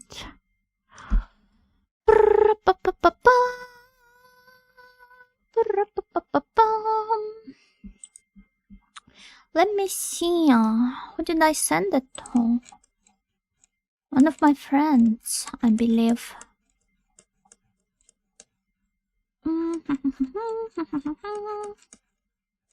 Ryusei World Actor. Okay, it's a CG for the ants, but you're going to get the idea more or less. So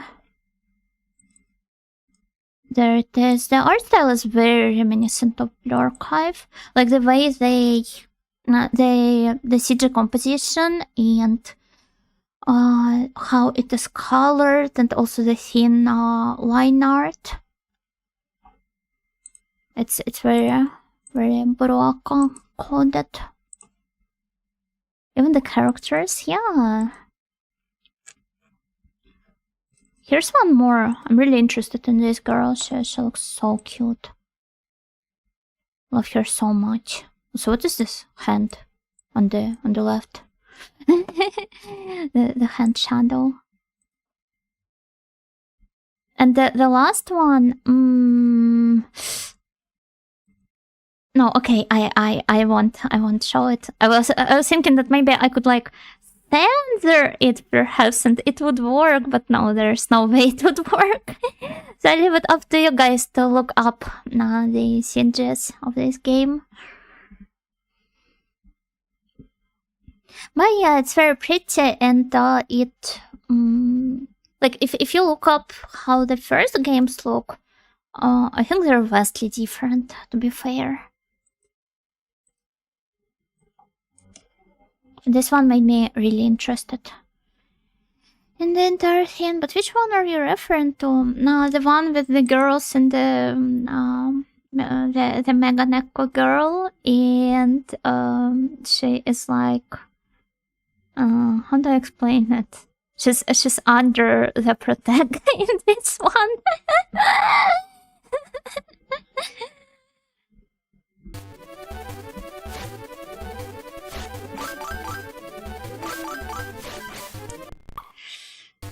Yeah, it's very pretty. I mean, she looks so fragile. I want to hug and protect her. Not sure how you wanted to crop it initially. I would just cover the breasts and the butt with 2 Uno sensors.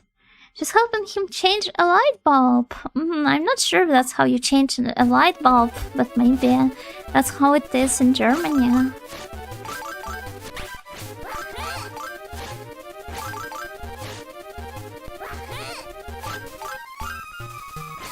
Around 60% Yuno? Don't you consider that to be an even further improvement of a CNG? Like, it's already perfect, but imagine it would have 60% Yuno sensors.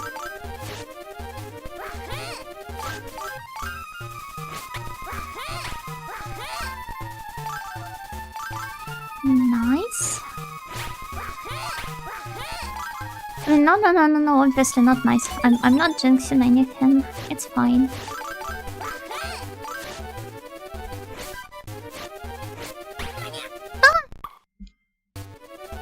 Mosaic technology so far.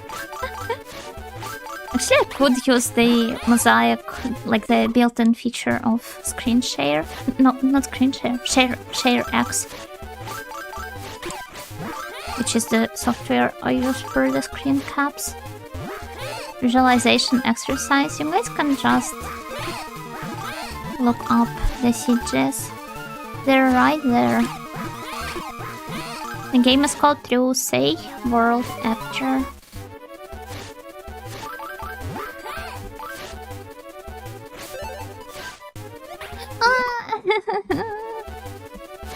I keep failing myself. Come on, you can do it. Just a little push and you've got it.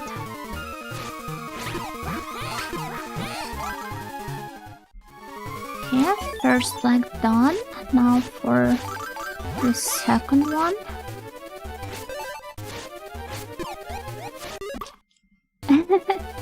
Okay, restart.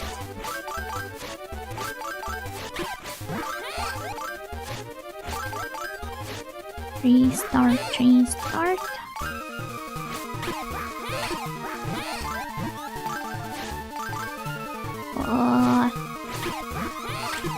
Even though I grabbed a warm cardigan, my legs are still pretty cold. Not even the intense platforming is warming them up. Like those early AIs that turned anything into a fractal of dogs, except with Yunos. That would be perfect. Yuno AI. It's just Robo Yuno. Doing some basic image generation. Ah.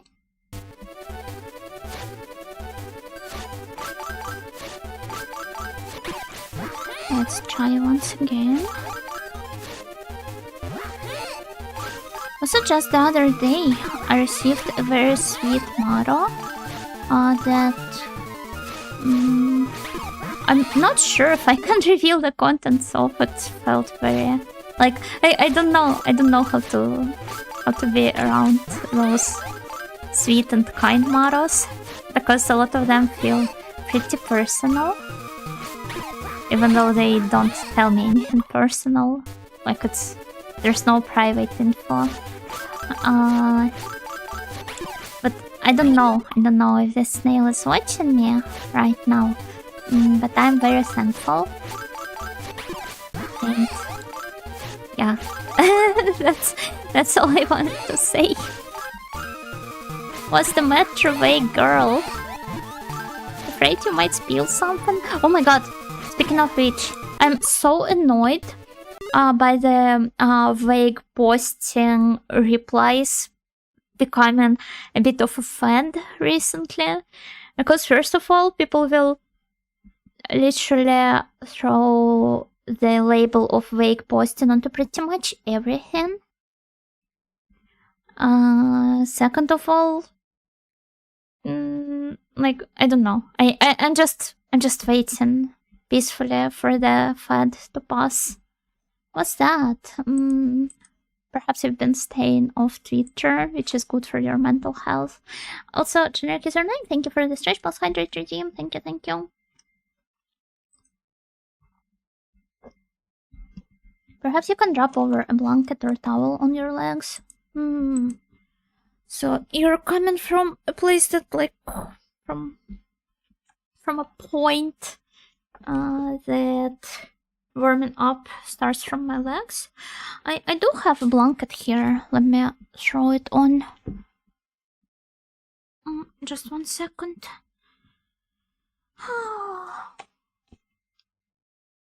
Also, I'm wearing warmer socks, but apparently it's not enough. Okay, let's continue. I wouldn't know unless it reaches JP Twitter. Oh, yeah, that's fair. Your timeline is cleansed. So nice. Retry.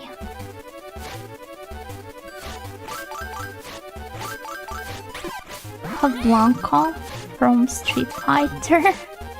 I don't even know who Blanco from Street Fighter is. Unless she happens to be a pretty lady. And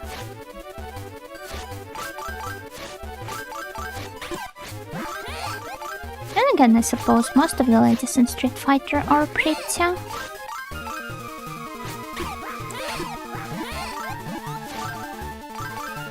Not exactly questionable. I got to look it up. I'm scared. Blanco, Street Fighter. Oh. Okay. I see. Naruhodone? So that's how it is.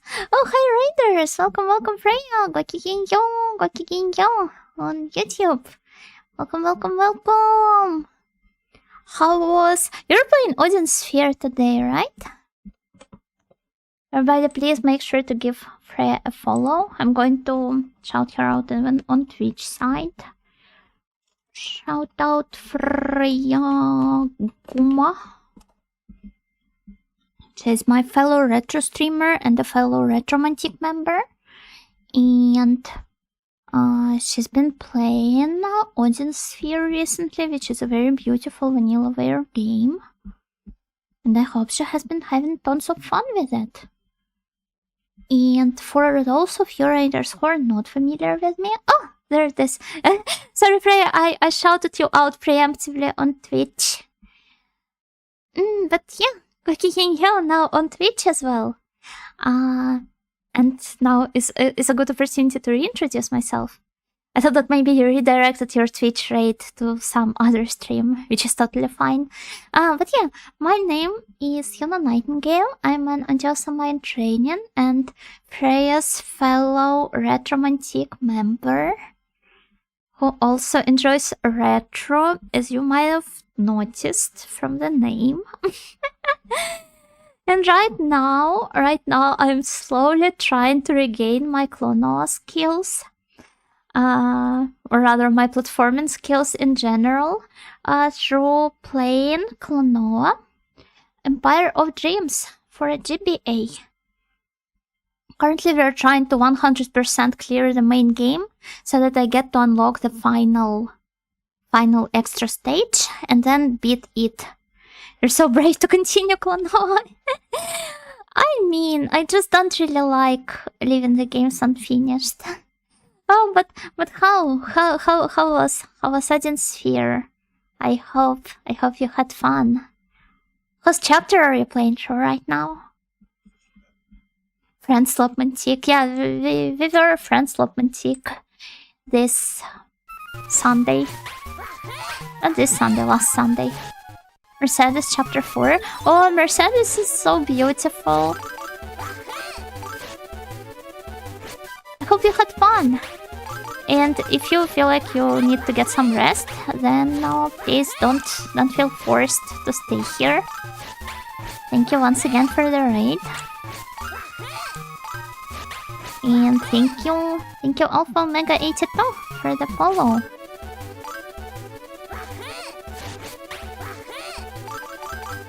I'm gonna return to Klonoa in the meantime.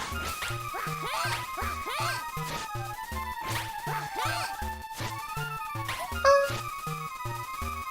93. Waffle. I really like her development so far. She's great. No, honestly, all of the characters there are really well written. I think the overall characterization is one of the strongest parts of Vanillaware games. Alongside the absolutely stellar visual direction. Waffle!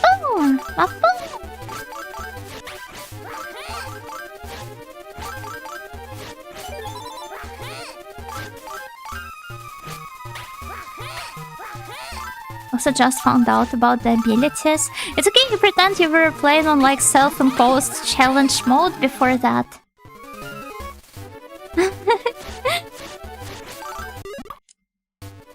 I've not been using them for 2 characters at all. It's okay.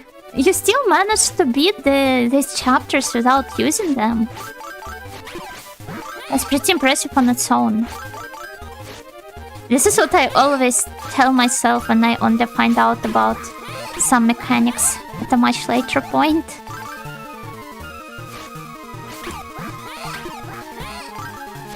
Has been working pretty well for me so far.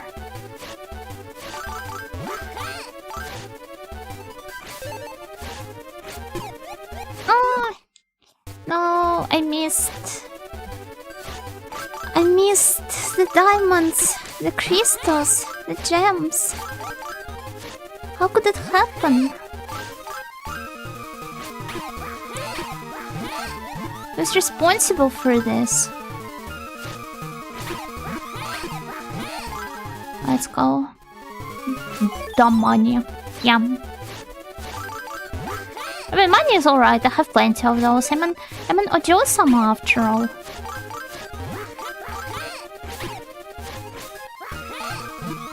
We told you to jump too late. Damn snails can't even backseat me properly.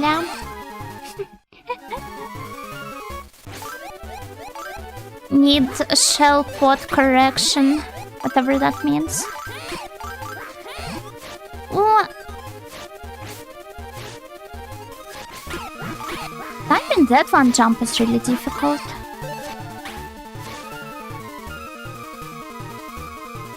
Who's Jo-sama? Don't know who Jo-sama is. Maybe brother of Ken-sama. But I'm an Ojo-sama in training. Do not know what Ojo-sama is?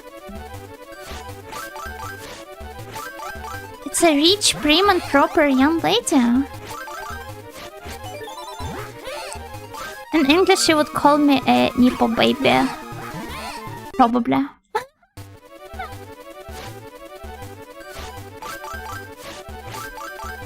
Okay, let's go!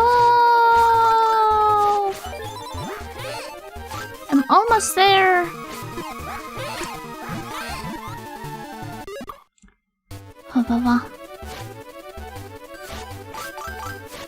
Then again, the prim and proper part is highly doubtful. Which is why I'm merely an Ojo-sama in training. Oh!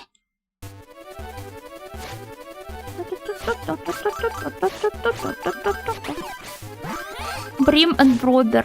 Yeah. Brim and Broder Ojo-sama is Karen. Because she comes from the land of Spordos Peak. Brim and Broder. Horin, yeah.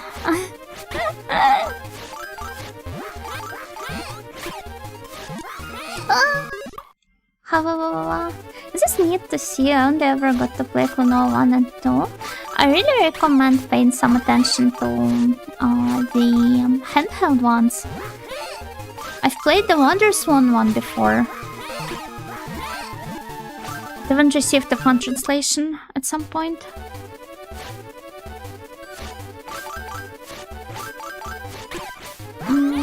So... yeah, what was I talking about?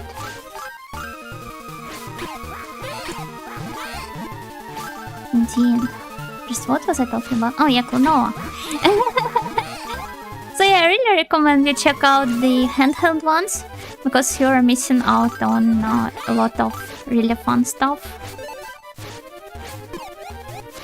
Experienced triplets from another VTuber and the chat the other day because I'm so used to Miss Nightingale's prim and proper manners, which imparts on her snails as well. Oh, do I really?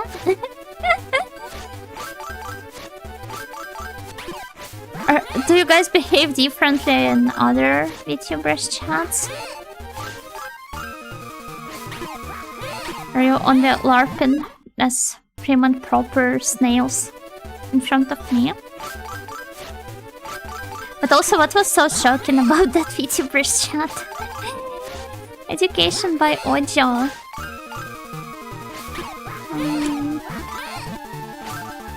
Can I really educate anyone? I feel like I don't really know enough to educate other people on any topic.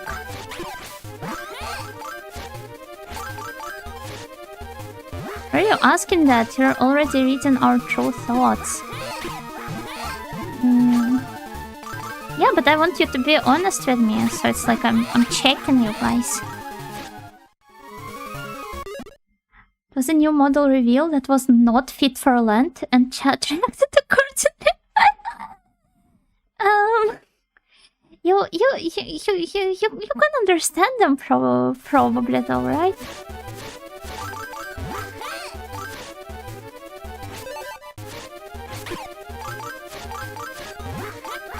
But yeah, I don't think I would ever release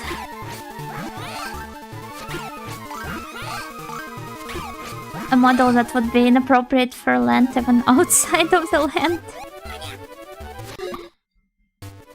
This seems to cultivate a healthy and cool atmosphere. Oh, do I? Thank you. Thank you. Oh, these nails are so nice. Let's see what's in their minds. Not until you confess it personally. Seeing it is one thing, but the most important part is that you accept it in yourself. And see it as kind of like an anchor point to move on from. The model wasn't fast then.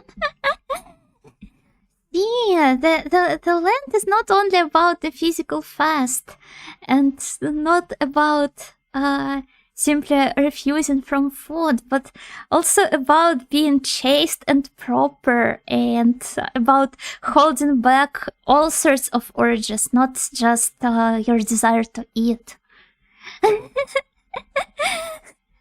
So perhaps this is what they were talking about. I mean, there's no point if you simply treat it as some sort of a diet and just religiously follow the food rules, but remain a spiteful, toxic person, or if you indulge too much in horny thoughts, that kind of like ruins the entire point. Is the model eating a big steak? It's a joke, sorry. No, it's okay. It's okay.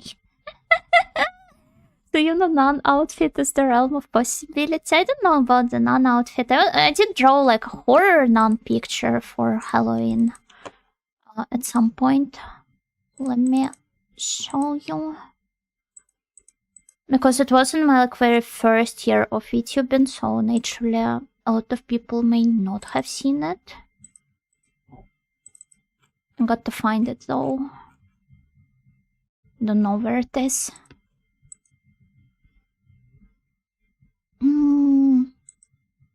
Maybe I have it on my Twitter. I lean into the tone and vibe of each VTuber/chat. Oh, I'm kinda the same, yeah. But Miss Nightingale is the easiest to go with and has kind of become my default. Oh, I'm happy to know that. Thank you.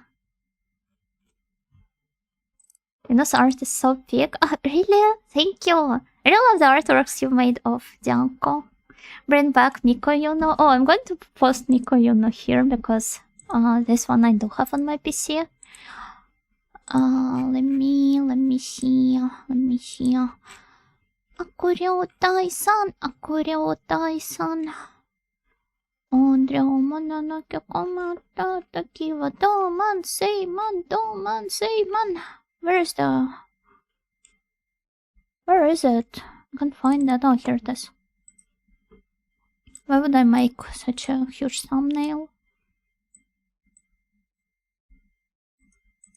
There she is. Isn't she cute? Looks so happy. There she is, the Miko Yuno for you. Miko nurse! Neko mikore imo aishiteru, neko mikore imo. Where the heck is this picture? For you. Oh, finally I found it.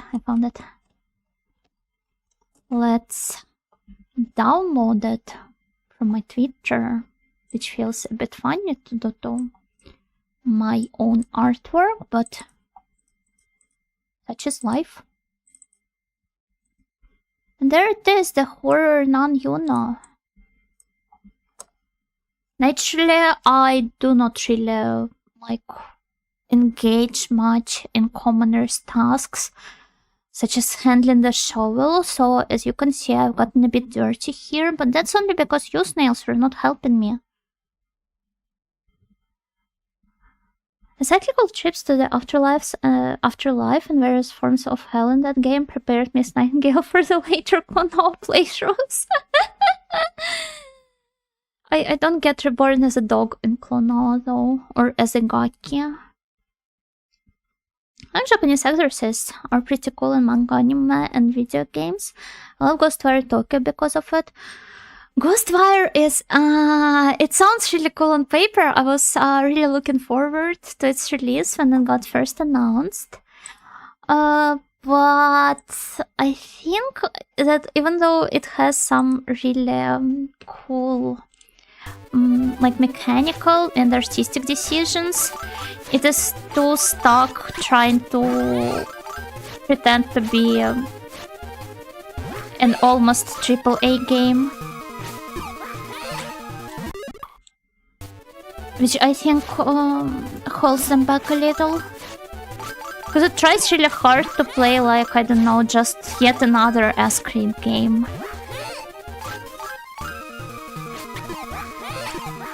But I really enjoyed the like the warped spaces, the extra dimensional stuff. I think it's really cool how they handled it all in the game. I probably even have some screenshots here. Is that tomato juice on the nun? Yeah, she killed the tomato princess.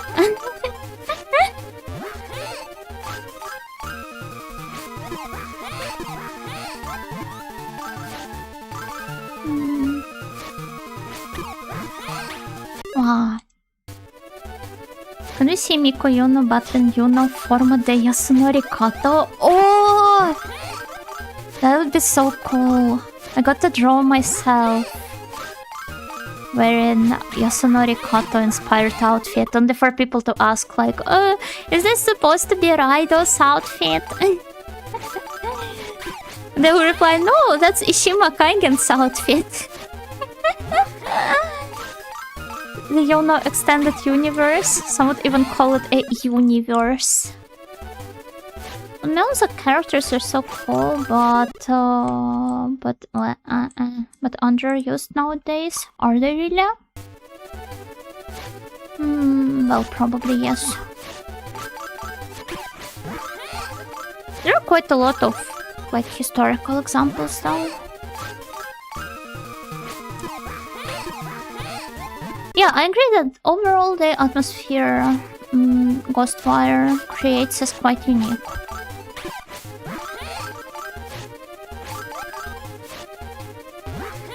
I had plenty of fun throughout my entire playthrough. Nice. There we go. Jump.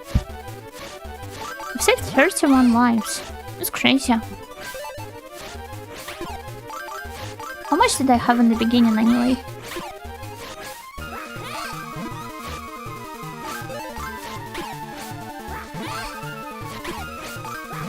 Oh, now my eyes are starting to get itchy.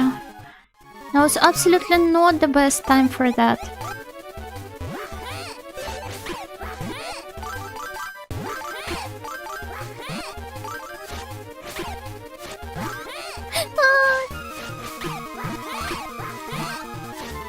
I will still give it my all. Oh, 93 though, that's okay. Ah, sorry.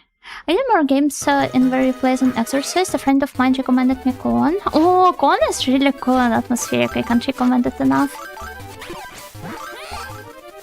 I think you will have a lot of fun with it. Eyeless run. No, it's okay. I did scratch my eye.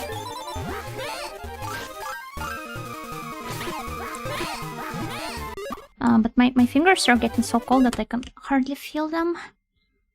Let me, I don't know, pull up the cardigan like this. I'm not sure if it will work, but you can always try. Probably for next Halloween I'll play it. Oh, playing your spooky games in advance. Are you not allowed to play horrors outside of Halloween?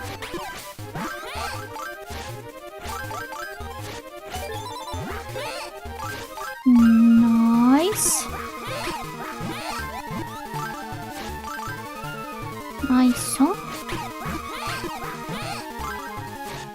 Halloween season games like SOS. I mean, it is vaguely horror-ish, so it got to stay on my schedule during that time. What am I gonna do?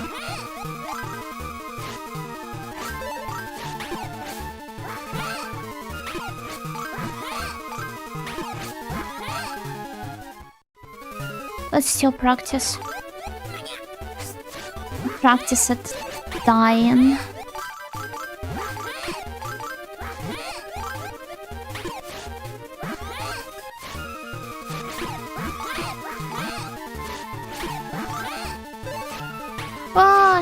Okay, so this stage it basically has a lot of immediate jumps where you not the stage but rather the final leg of it, where you got the jump as soon as you grab the monster. Only took me 2 hours to realize that. Isn't that impressive?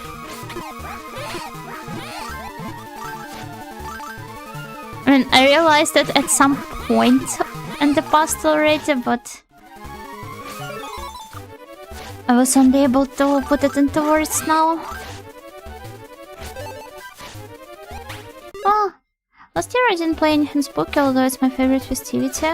I can't allow that to happen again. Do you have any other plans? Or any, like, maybe horror game recommendations for other snails to enjoy during Halloween season? I wonder what am I going to pick up this year. Remember how during the very first year as a VTuber, I wanted to get a bit ambitious and try live translation of Twilight Syndrome. I keep mixing up Twilight Syndrome, Moonlight Syndrome, and the rest. But I think Twilight Syndrome, the original game. But then I saw the news that it was going to get translated at some point. I was like, okay, we'll just wait until the translation is released then. But it seems like they just can't release it, no matter what. I think it's still not out, right? Speaking of translations, Sega Go Go Go got translated recently, right? Isn't that pretty much one of the holy grails of retro game translations? Have any of you guys already played that? I don't think I will anytime soon because I'm not as familiar with Sega games, so I will likely miss most of the references there. But maybe those of you who are more well versed in Sega world have already checked it out.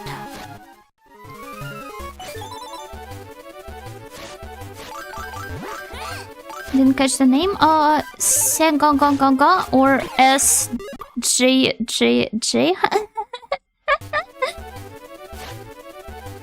I've probably seen it being mentioned here and there. An indicator that I'm sleepy. I thought, wow, recording so many yells in a row must have been exhausting for the VA. It probably would though, you're not mistaken about that. Why?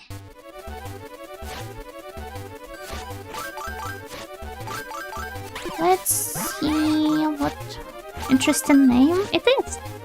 It is a very interesting one.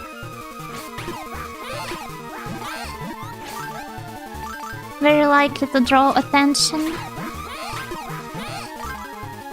All these yells on one track recorded in single session. That would honestly be impressive.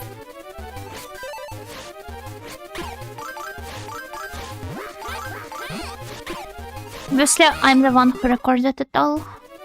Wahoo! Wahoo! Wahoo! See? It's perfect. Wahoo! Wahoo! You did this? Yeah. Are you doubting your audio? Love that Yuna screams in lowercase. Wahoo! Wahoo!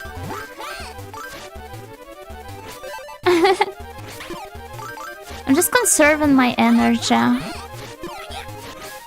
There's no point in being loud when you can convey your point being like at 50% volume.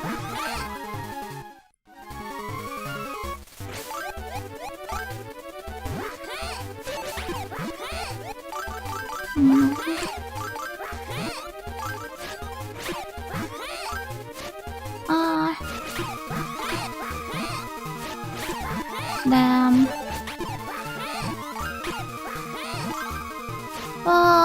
97! Almost there, almost there. Maybe on the next run.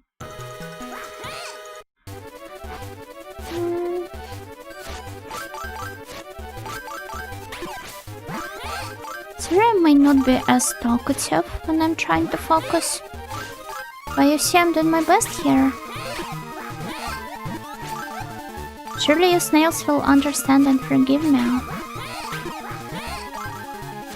Going to hear this BGM on my nightmares? Oh, don't you worry, there's one more stage that we're going to play through. And one more after that.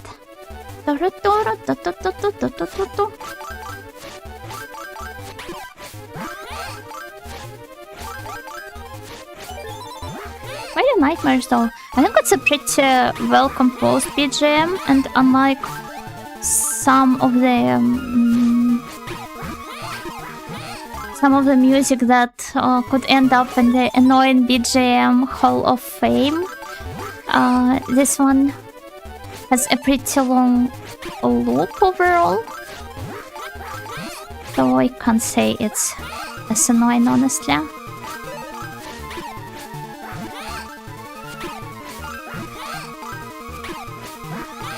There you go.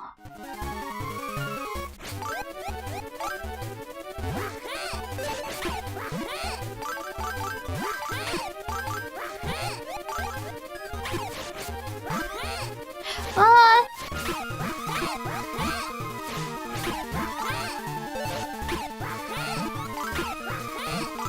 98! It's fitting for a chase scene. Except that nothing is chasing me. Except for maybe the camera. The meta-narrative deepens. Yeah, we're almost there. This Morph's game? I shouldn't be surprised, probably.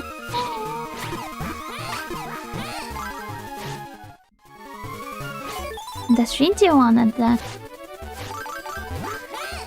As you can see, I barely know anything about the Sega games.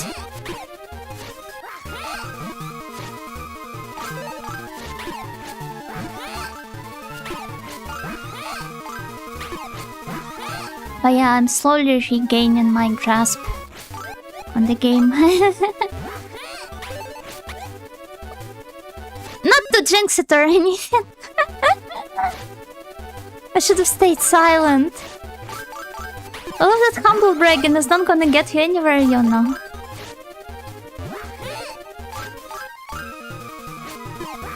See what happens if I give myself some lax.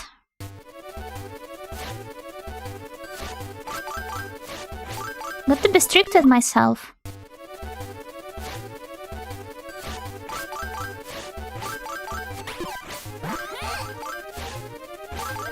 No, that's a genuine scream. Did I scream? I'm sorry if my audio peaked or something. She says she's so good at the game, but the title says she's been trying to beat it for half a year. I've been... what do you call it? Like, abstaining from it for half a year. I've been undergoing severe spiritual training. Justifiable scream? Did I really scream?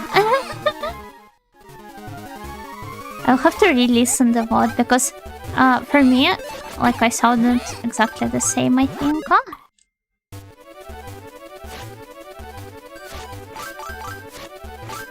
I wonder how many retries has this been. Somebody's got to count them all. I used to keep track of the dead Jonas, but it's virtually impossible to die in this stage unless you lose all of your HP. So there's not much point. Not yet, at least. Dead Jonas Infinite? Pretty much, yes. Counter broke.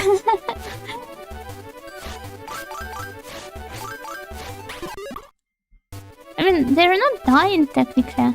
What happens to the Jonas after they reset? Do I just leave a piece of my soul there with every restarted run? That's a pretty interesting idea for like a short story or something. Like Toaros Misaka. Oh, does that mean I have a cute lolly clone of me? Like Last Order? Oh, but yeah, Misaka's clones, I don't know how I just forgot about this wonderful plot point.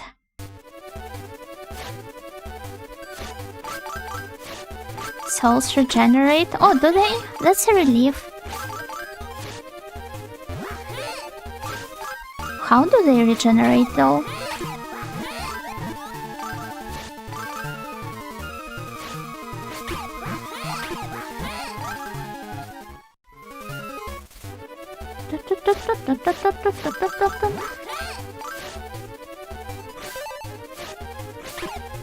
There we go. That's the second leg, right? Yeah.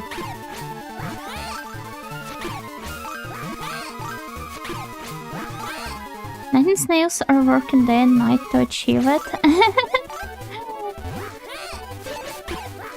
Kinda lost the plot. Achieve what exactly?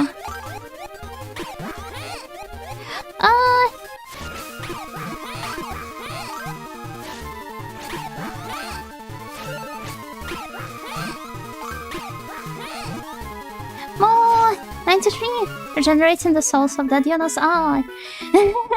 Another long day at the Dead Yona factory. Man, I sure hope there will be no Dead Yonas today. Somebody's got to make a shitpost. With like a snail and the Dead Yona factory. Maybe this will be me.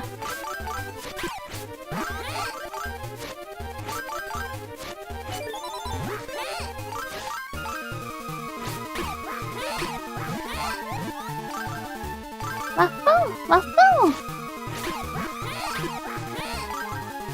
Let's go! 41 lives. Except that I'm going to get rid of all of them in the next stage. Because this is the one where it's very possible to die.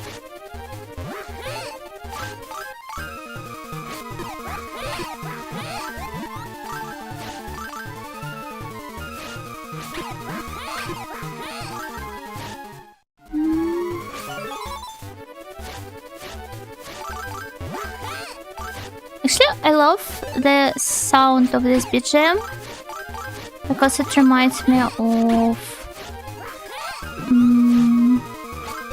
like it's kind of spiraling, right?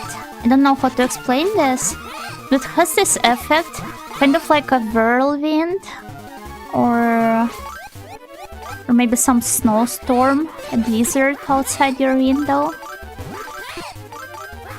It's almost comforting in a way.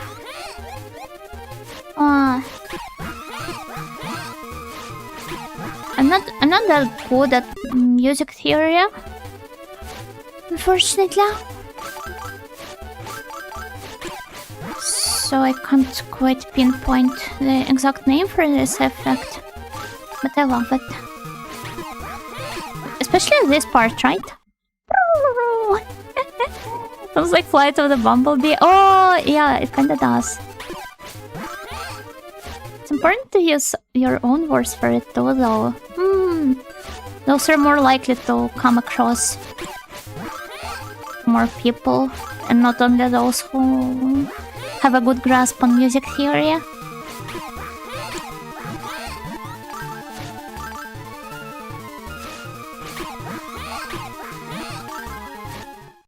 that case, please check out that link from the Smurfs stage after the next reset. Give me a second.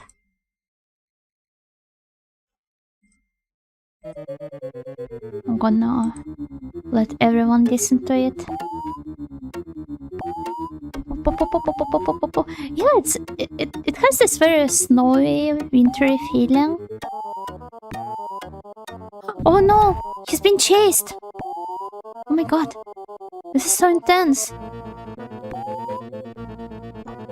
And what the heck is this background?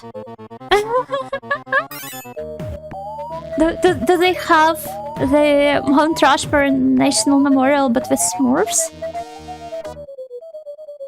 Yeah, that's exactly what I was talking about.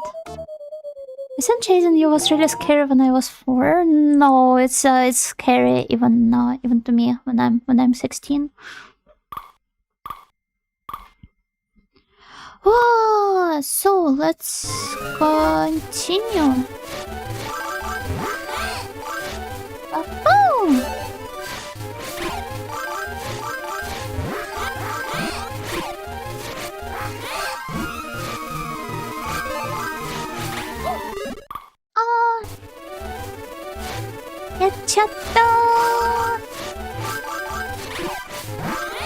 One more try.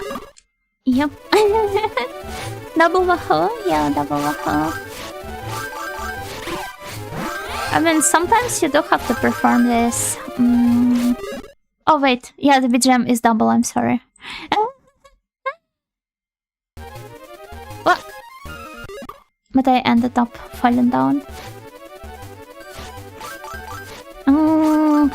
I missed an opportunity to gaslight you. Say that everything's fine with the music.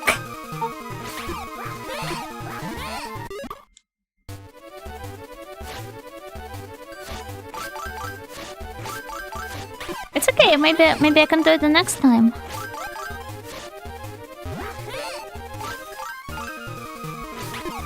I will also have to ask some snails, maybe via the means of Roboyono connecting to the hive mind. To like play along with it. Next time I'm going to gaslight you. So they will have to say like, oh no, it sounds fine on my side. I don't know what you're talking about. Maybe it's your audio, Snailcon. Can we invent some more psychological torture?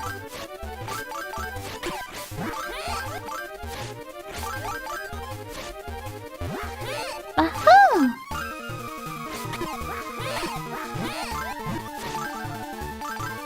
Oh. I somehow made it.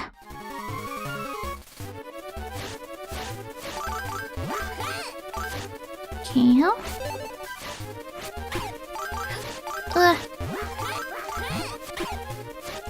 No, it's fine for now.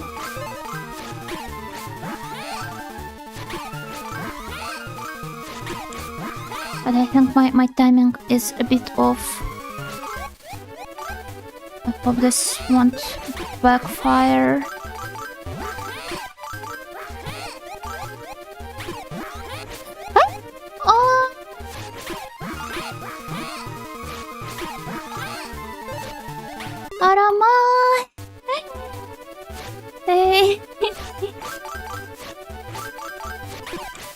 It's okay, we're slowly getting there. The main problem is that I don't have an opportunity to practice only the last leg.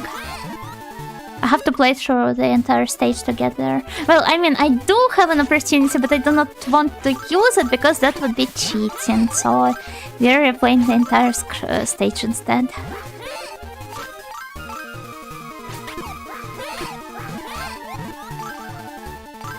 I wanna do a clean run.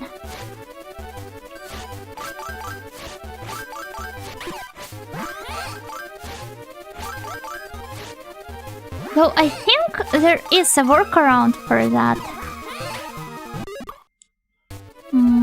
Maybe we should put it to test. No, I've been working so hard on beating the entire stage in one sitting. But I'm not going to give up here. Just to clarify, I think if you die, like not restart, but just die in a certain part of the stage, then you get respawned at the beginning of it.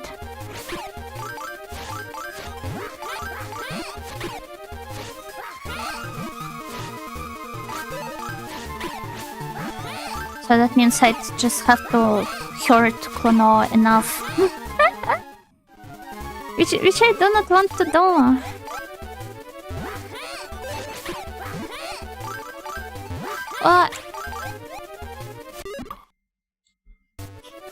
we go. Very dedicated. I'm a bit stubborn, admittedly. I might not look like this, but I'm very stubborn.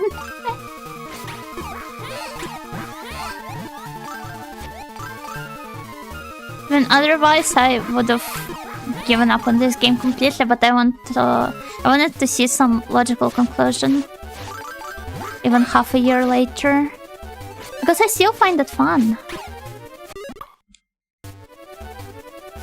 If well used, it's a quality. I also think so.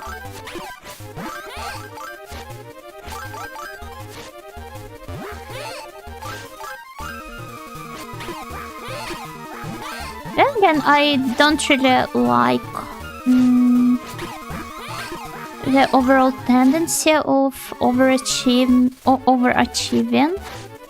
and all of this grind set kind of culture.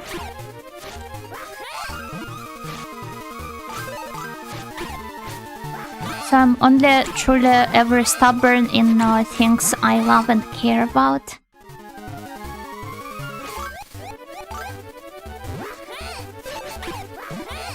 Which is probably the healthiest way of doing that.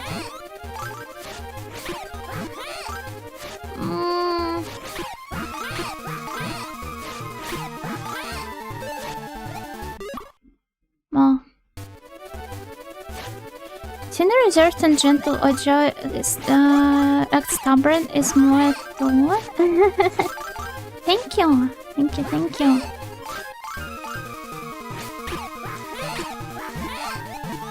The problem with Gatmoe is that it kind of works like, I don't know, unpacking an onion, stripping it of different layers, right? And most of the people, they only look at the outer one still. So what if somebody... I don't know. And again, I do not really care about the opinions of people who only perceive me on some shallow surface level.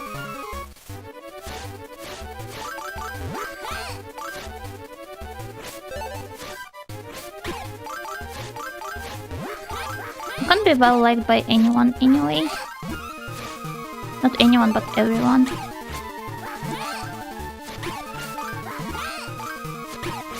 So there's no way but to just focus on being myself. However cliché that sounds.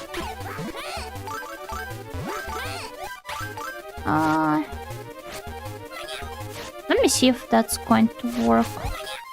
Munya and Munya. Wow. No, retry. I'm sorry, Klonoa, that I made you go through that.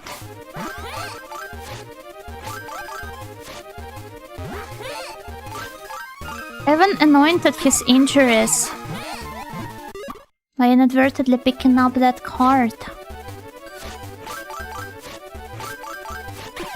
So he was very close to death, but I healed him, only to continue his suffering. Isn't it the cruelest thing you can do to a Klonoa? Non-hologram display viewers just calling us out. Hologram display? Is this even a thing? The only thing that comes to mind is those like fridge magnets, where the picture changes slightly depending on the angle you're looking at it from. Oh no, Samsara of Munya. No, I was mostly thinking about like the strategy sometimes applied during the torture and the what do you call it, like Gomon? I mean, it is also torture, but when you're torturing someone in hopes that they will say what you want them to say. Like the torturer has to be very careful so as not to kill you. Yeah, interrogation. this one.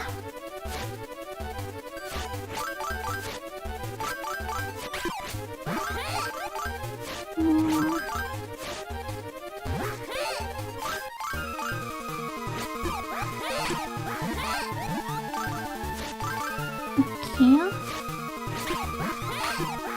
Let's go. This is the run. I believe in myself. Please believe in me too, everyone.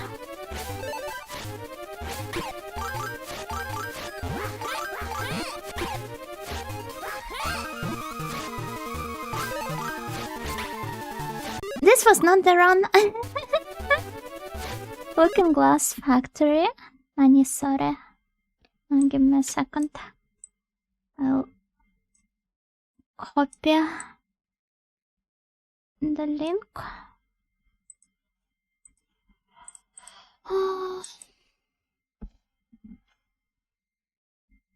Oh, I see. So it's like this one famous Chinese billboard, right?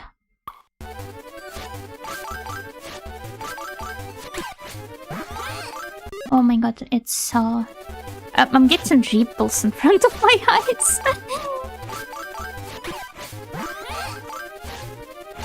Definitely am a bit unused to it still.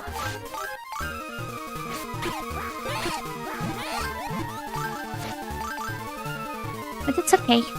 I'm not going to wrap today's stream up before I at least clear this stage.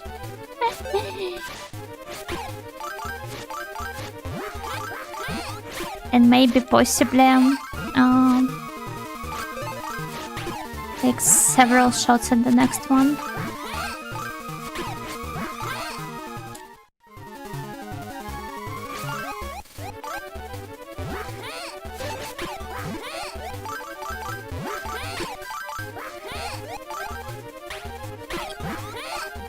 No!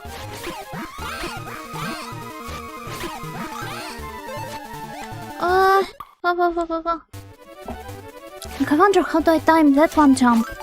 It's the most difficult part, to be fair.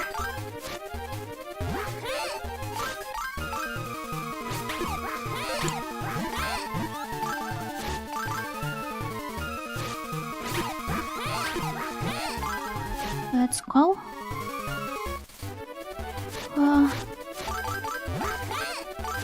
Okay.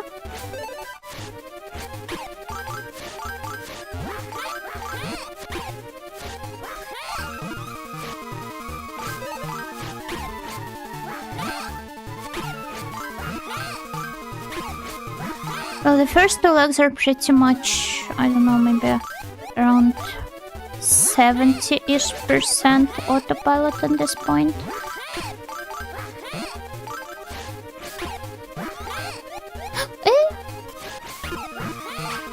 Oh, that's devastating.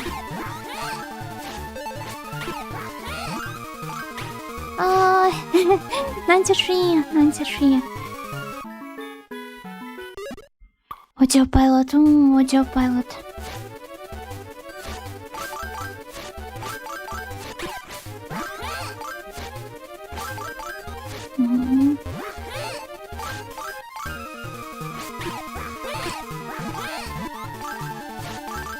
Don't know.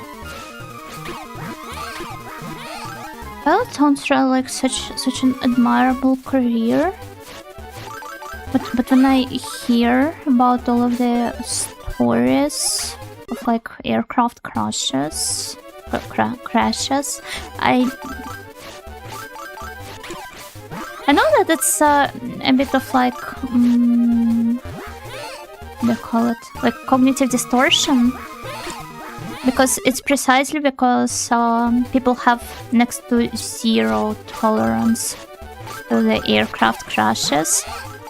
They are so rare compared to, say, I don't know, car crashes, which are pretty much common. But all of those cases, they're just so terrifying. that you kind of can't help but feel about them and all of the responsibility that comes with being a pilot.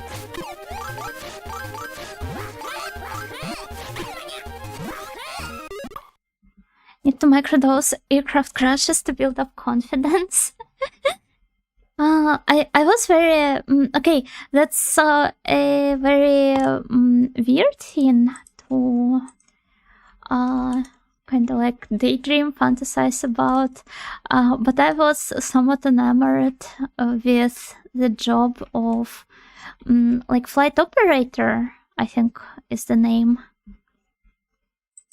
Like the person that kind of like guides the planes flying into certain countries' airspace, right?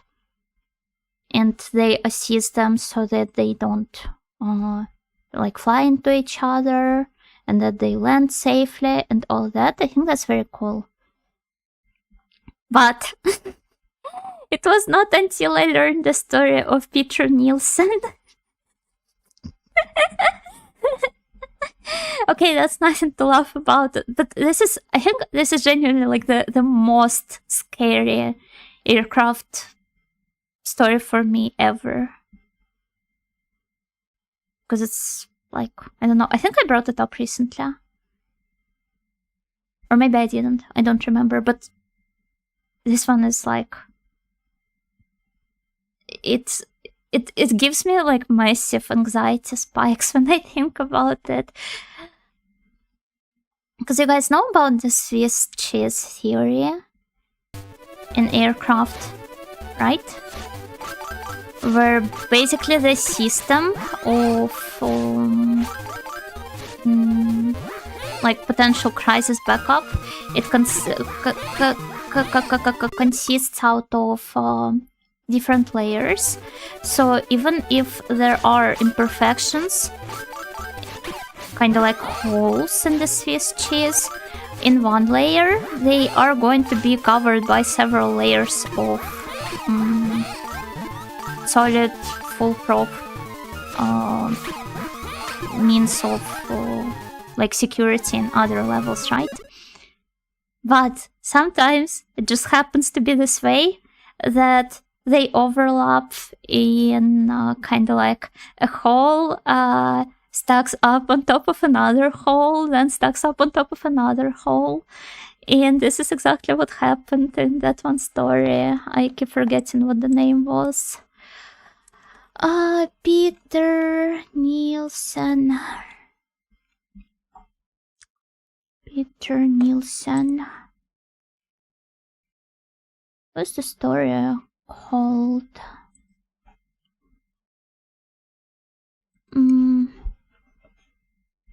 The Überlingen mid-air collision. This one.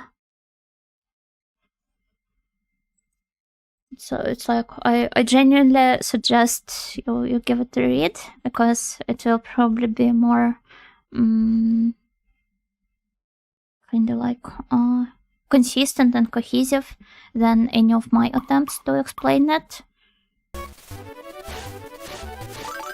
It is awful.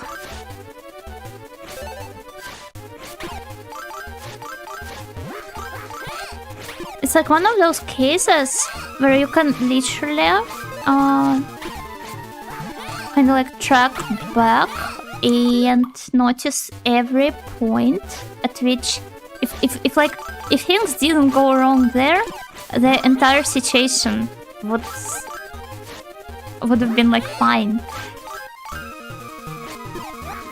But in this case, it was one unfortunate circumstance stacked on top of another unfortunate circumstance, stacked on top of another one, and it all just piles up into a terrible, catastrophic event.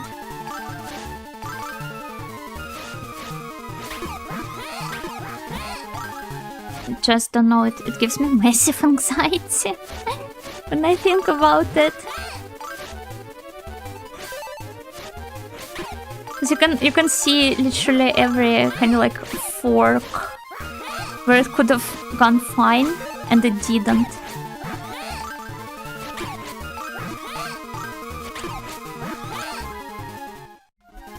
Same with my Klonoa playthroughs.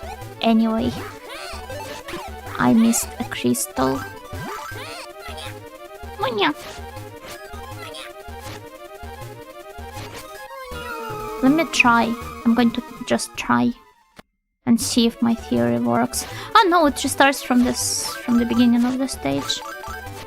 Then it's all fine.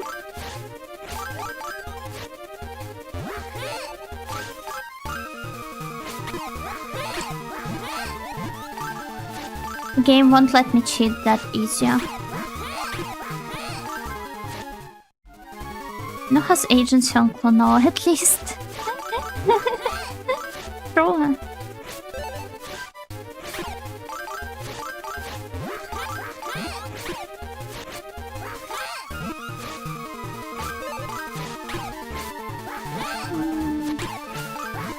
There you go. As you might have noticed, I'm becoming less and less talkative, but that's only understandable.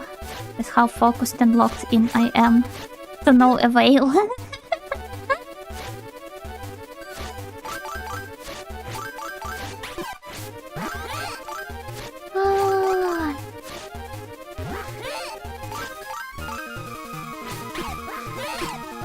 Well, it's fine. It's alright. Maybe next time I got to think of some means of warming my hands up. Maybe playing while wearing gloves. That would be so classic though.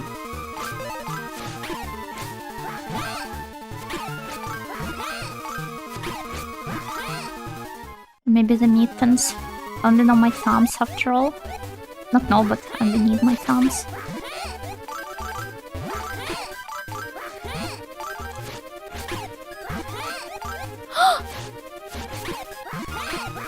Okay, I managed to successfully perform this jump and now this one. Ah! You can take a... You're what? You're what?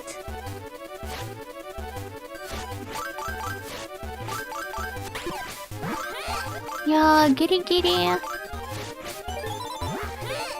Hands to warm yours up. I mean, if you brew some some hot tea in your shell, I could probably just hold it in my hands to warm myself up, no? Snails! Ah, I think I missed just one.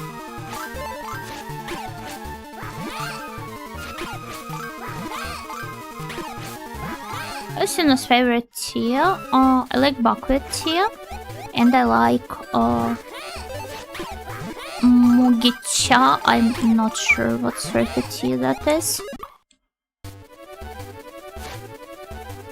Oh, barley tea. I think it's barley tea. Other than that, I'm unsure. Mugicha. Yeah, mugicha. 33, nice.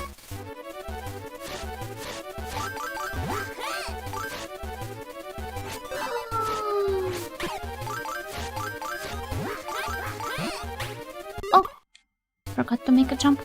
Ah, Stretch Box Hydrate. Thank you, generate username. I'm gonna do it after this run. I'm gonna try and make it a successful one. So that they can both stretch and hydrate. And yet I couldn't. So let's go. Stretch time.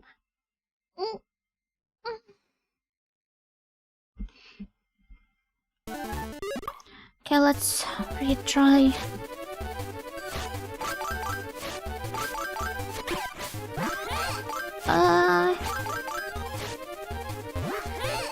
Make sure to also stretch and hydrate every snail. It's like every pony, but every snail.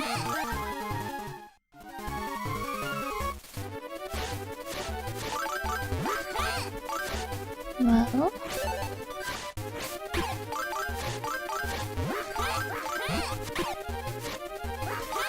Fine.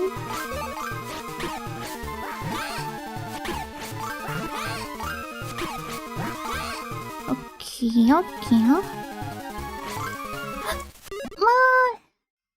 Not that fandom. I wonder if there still are people who are into MLP.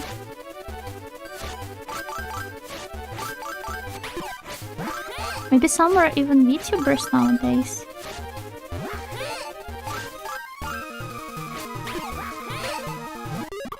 I'm hearing Klonoa's jump shout as buckwheat. But how? Wow. I'm sure freelance furry artists know. Yeah, definitely. Is it still as much of a gold mine as it used to be? Like the suspiciously wealthy furries and all that? I remember at one point, in maybe like 2017 or so, I needed some money. So I thought that maybe it was a good idea to start drawing furries. But I just couldn't really stick to it no matter what. Ah, damn. I suspect the industry may still be in good health. Oh yeah, definitely. Plus, even if it's not kind of like booming nowadays, some artists have probably developed solid client bases. Oh, hi Karin! Wakigin yo! Wahoo! We've been talking about furries. The suspiciously wealthy ones. Some may even be odious.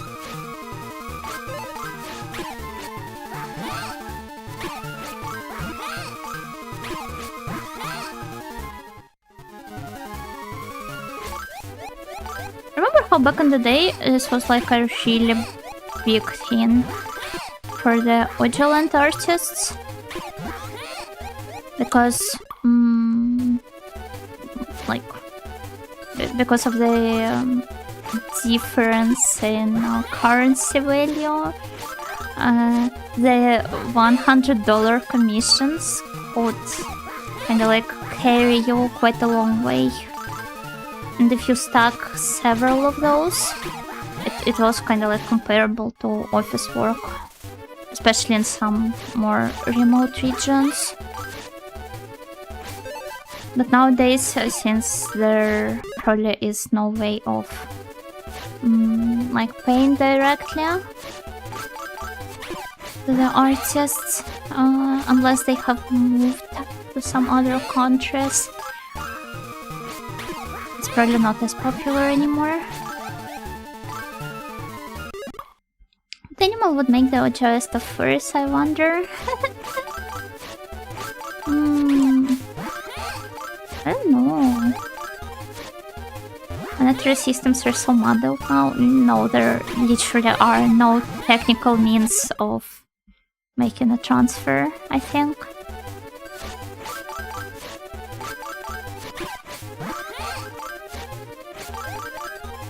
Cat? Cat, probably, yes. Oh, Secretary Bird. But Secretary Bird, that kind of implies... I mean, its name, it implies that it works for somebody. That's not very audio-like, right?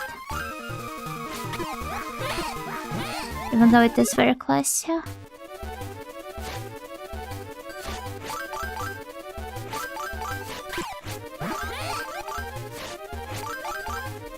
Well...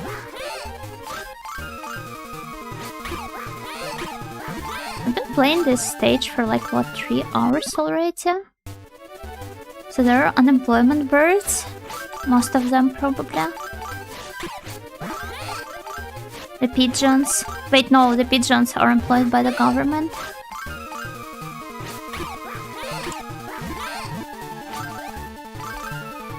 Now, where was my tinfoil hat?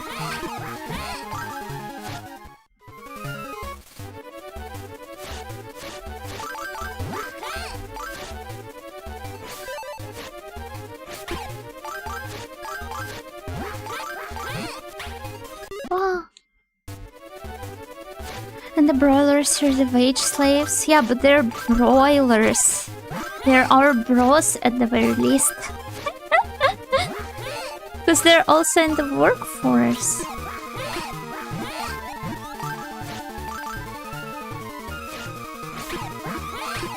Yay, thank you for cheering on me. Oh, you're getting there.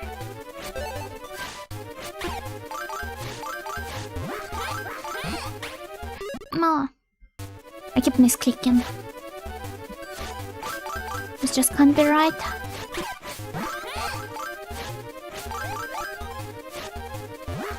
I must say, your patience is admirable.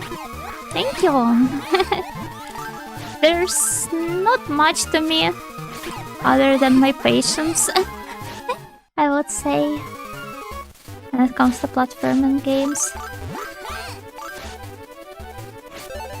Of course, I am slowly getting better, but when it's like precision platforming plus collectathon like this, as I've said before, it's like a whole different skill set. Just beating a platformer game is miles easier than doing a completionist run, obviously.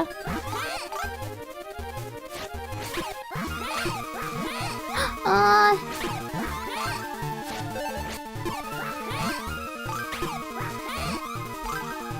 99! There's the humbleness too, and that all it covers up. Perhaps because I'm getting humbled real bad by video games. Done with the care plan meetings. How goes the Klonoa? We're still stuck on the same stage. But I'm getting there slowly. Baby steps. And baby snail crawls.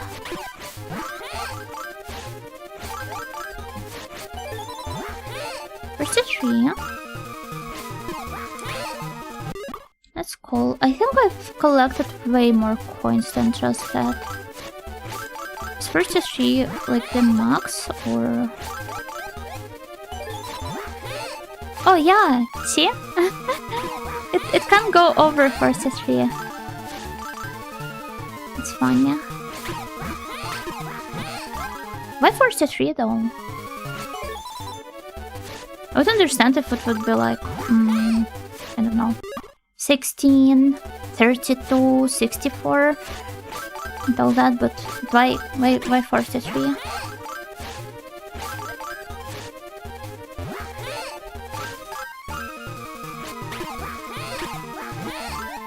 Why this number of lives specifically?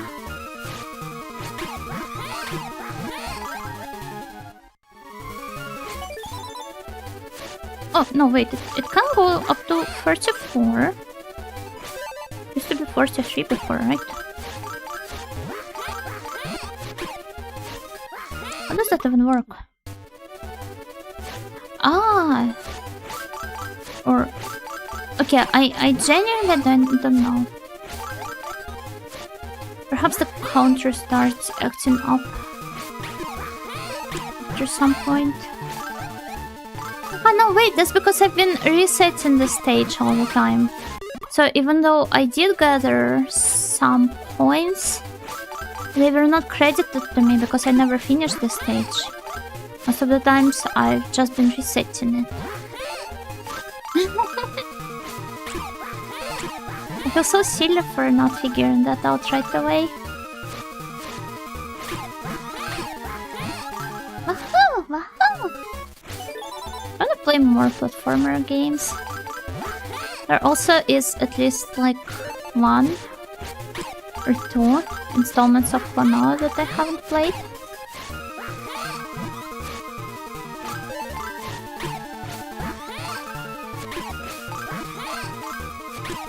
I'd love to check those out though.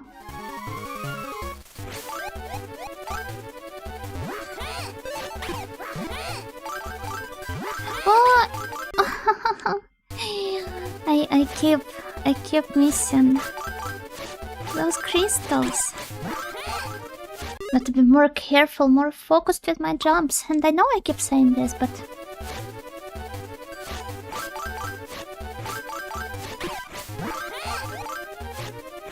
I should always strive to be better. This is what video games taught me. Wow. But yeah, I doubt I will do any completionist runs anytime soon. I'm only doing this one right now because I'm too deep in this extra stages grind.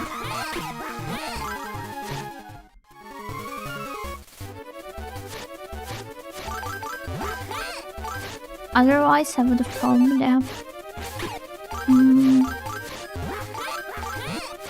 stopped after just beating the main game.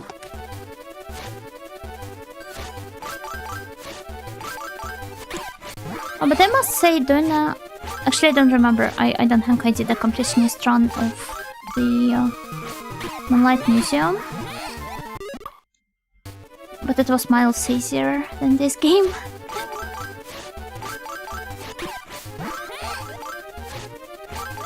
As far as Klonoa games difficulty goes.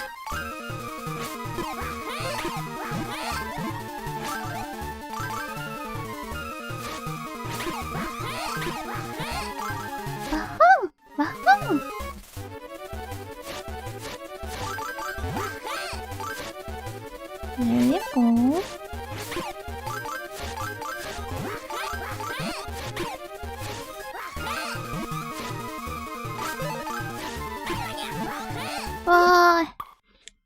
I was thinking about how I should absolutely press the buttons in the correct order, and I didn't.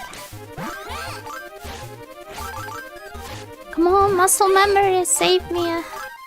Save me, muscle memory.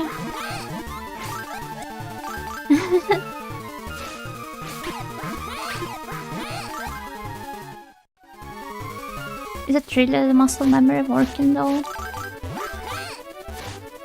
I could never be too sure. Also, I think I missed collecting the crystal again, so we got to restart.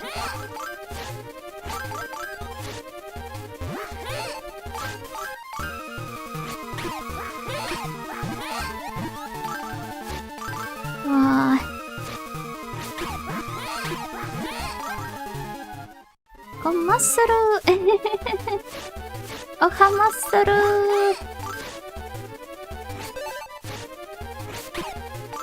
Onegai masu, mecha motetai. Onegai masu, mecha yasetai.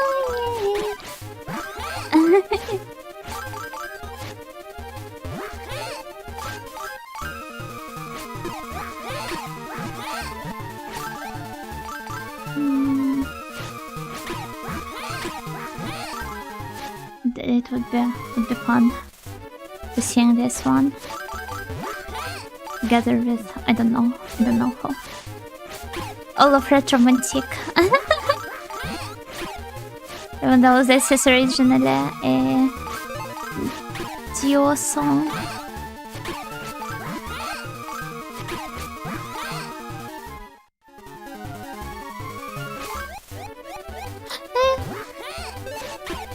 Okay, this is just more practice.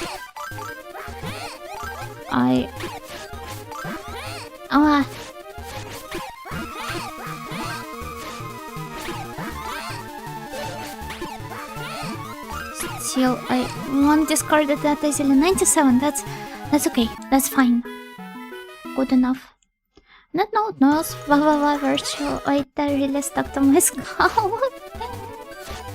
I haven't been keeping up with those activities for quite a long time. I think I have only been consistently watching maybe around then, and that's it.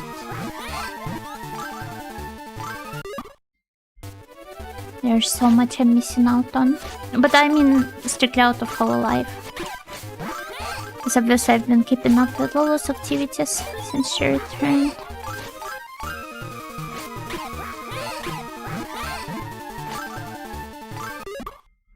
I find it really nice that she's been doing a lot more Zatsus. After coming back to Ninja. That's a fun shift. Because I really love her personality as well, but some of her game choices, for example, I'm always torn between like, oh, do I want to see her play it or do I want to play it myself?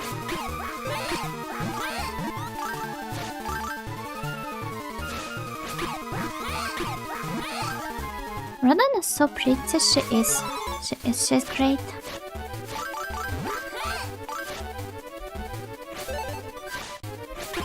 And not only that, she's also so well read, and I really love her manner of speaking. Very delightful to listen to. She's got very kind of like clear, easy to understand Japanese. As in, her speech is not slurry and all that.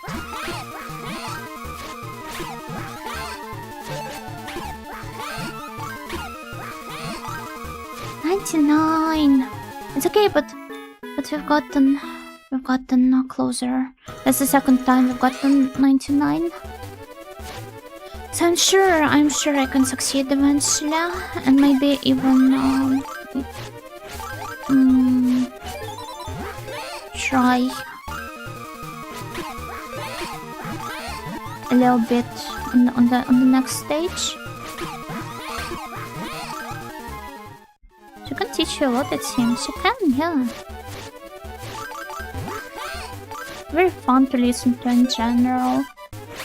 Also, if you guys understand Japanese and like this artsy part of Radan's streams, and how she always keeps talking about the books she enjoyed and that she recommends, or the museum exhibitions that she went to, I really recommend you check out Nichi-sanji's Ienagamugi,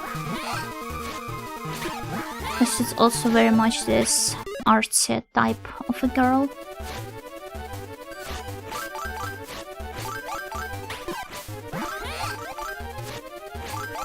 But she's way calmer than Randan is.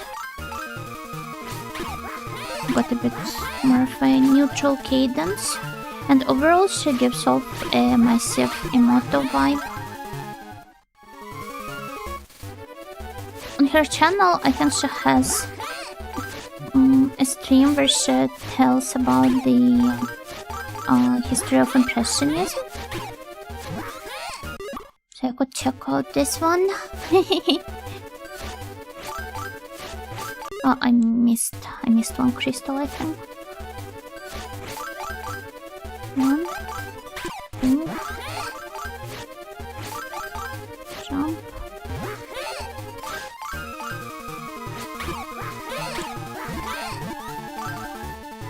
Ah! Ha.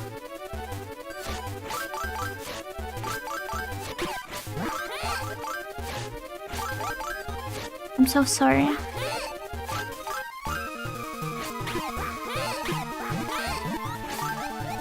I must claim, I'm still having fun though. I will be genuinely delighted when I get to beat this. But I'm pretty sure that perhaps for some snails, this is akin to being stuck in Torment Nexus.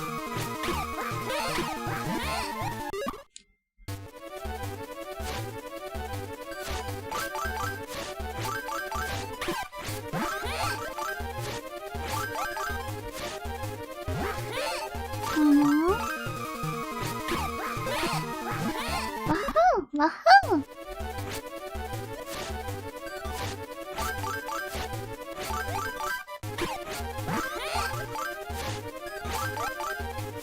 It's okay. It's on the 7th stream of Klonoa. Of GBA Klonoa. Plus, not to mention, I haven't been doing it in half a year. So I got to cut me some slack here.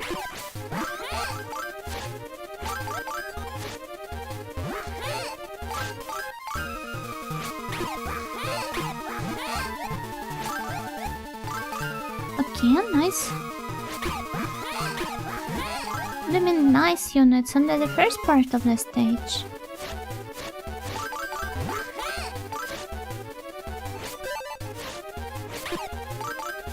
Okay. Nice. So.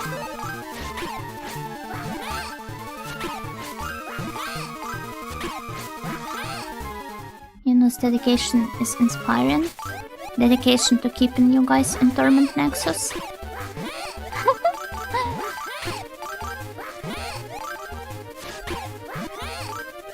What? Okay, practice. I was going to drill the rest of inputs into my brain and fail them all. Kokoro no midare ga game no midare.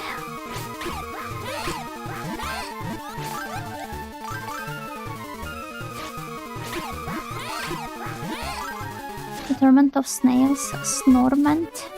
It sounds like a name of some Swedish food. Snorment.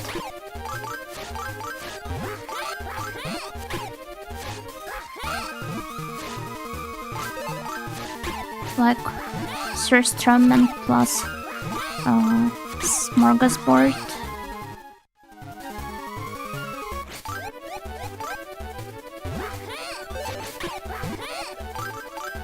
Must admit, when I practice.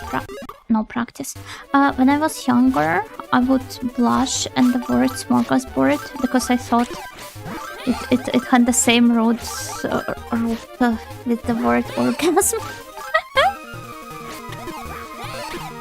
Kinda like I used to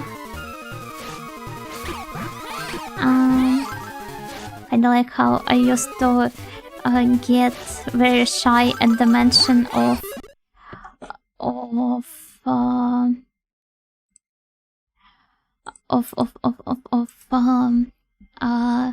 catnip because I thought this was short of cat nipple.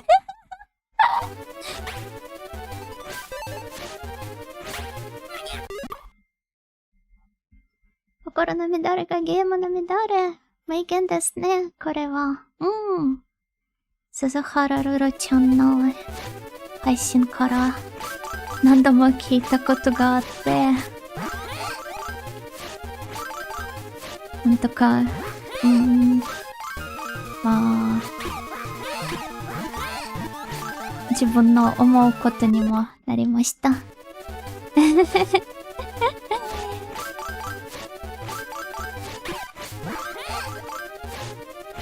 まあ、推しの発言はみんな名言でのことですね。And the orgasm board? You guys never had such thoughts? Am I the only indecent kid here?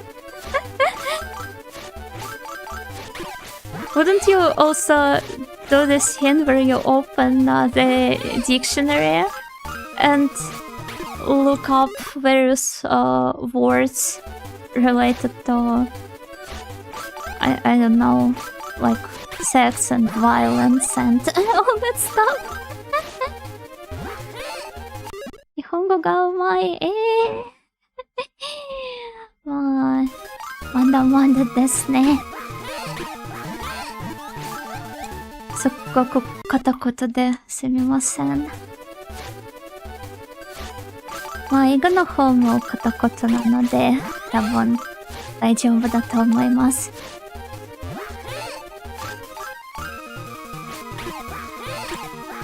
これから片言があるって言っても構いません。私の本体ですから。And violence? Yeah, sex and violence. I think I was too Swedish in data tellers, but I'm sure I had some such notions. I remember how Karin told me that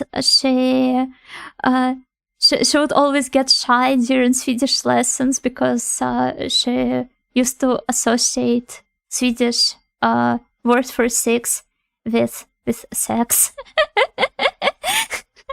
So I'm sure that even Swedish inundated kids get those. Isn't ego kotakoto low? Could be better, could be better. I didn't need the dictionary because the literal newspapers my parents read had uncensored boobies sections in their uncensored Baltic boobies. What the heck? Then again, yeah, I remember how we would go to how we would go to like the kiosk to buy me some magazines for kids. And there would always be some porn mags right above those. Like, right on the above shelf. Is that what they call culture fusion these days?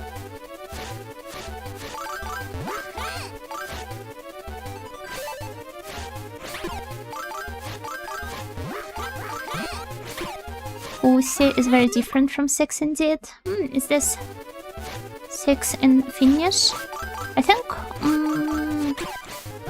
it sounds very cute because in Nigerian it sounds kind of similar to onomatopoeia for biting someone.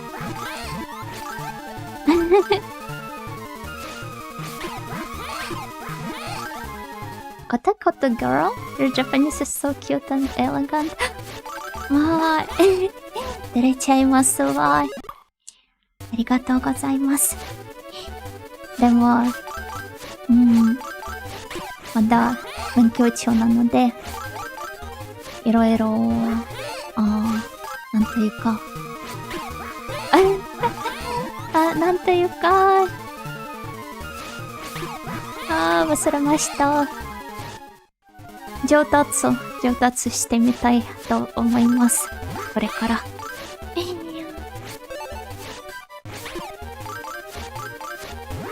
No, good sir. I seek magazines for kids, not the ones about spoiling kids. Yeah, imagine buying comic law because they're in the same age category as you.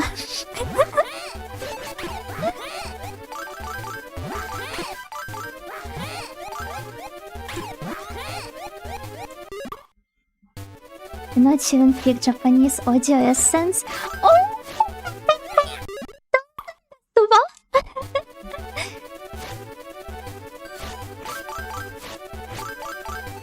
I hope the audio didn't peak during that.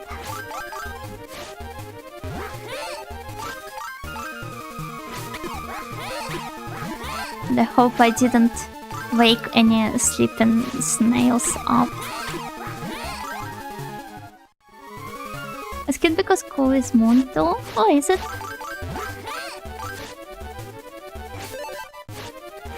That's lovely.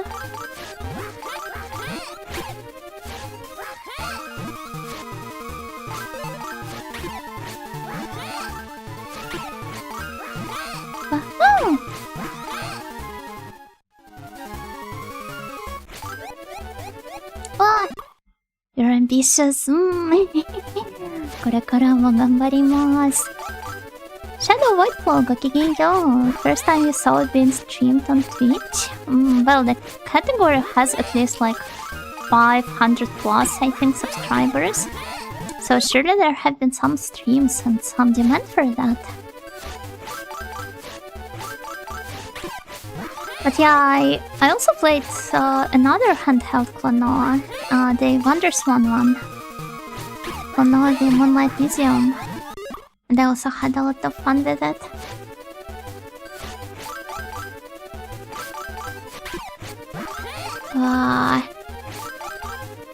We're doing a bit of a rather tedious theme here.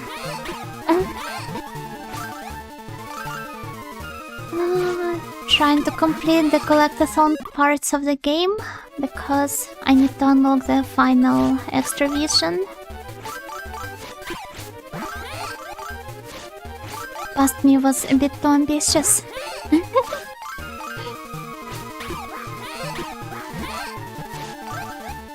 I'm trying to finish what she started. Oh! No! On a second thought, maybe I could have made the jump there.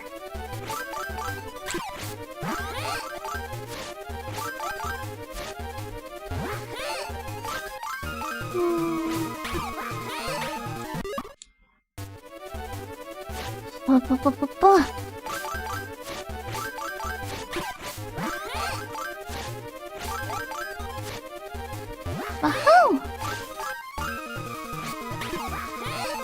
Wahoo!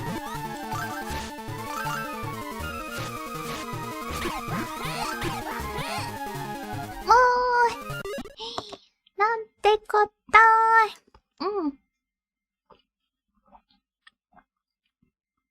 What?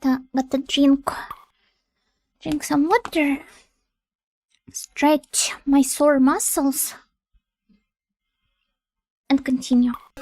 Oh! Retry. Because I missed a blue crystal. Oh! Mama. This just won't work.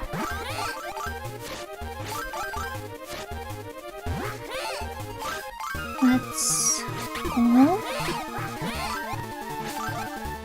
I'm just trying to reach a point where it all becomes almost automated.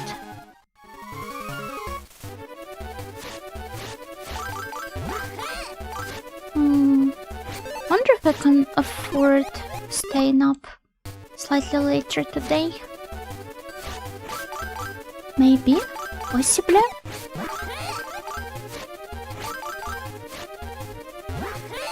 Wahoo! No! Yandamon! There was this old anime called Yandamon, which is one of the kind of like proto-maho shoujo. Was really cute. But your quality sleep, yeah, more like my beauty sleep. It's okay. It's okay. I mean, I can afford staying up until 3 AM maybe in the worst case. Oh, but I wanted to take a bath after the stream. Well, I guess that's not happening. Ah! Missed it.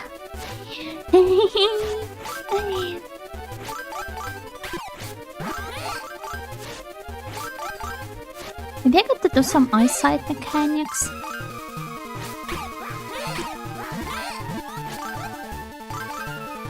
So I wonder, realistically speaking, would I have beaten this faster if I was not streaming? Have your priorities straight. I mean, I'm almost done with this stage, right? Only got to make sure it all lines up once, so that I get to collect, not correct, 100 crystals.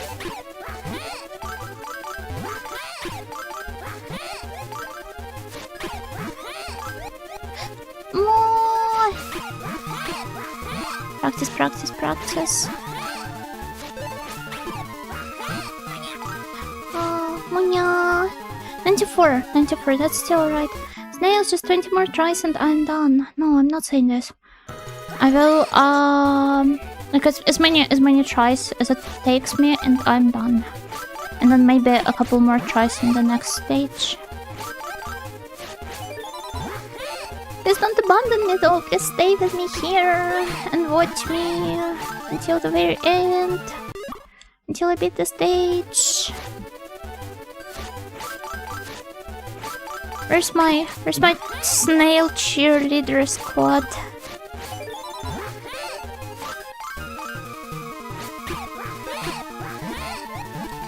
Cheers neither.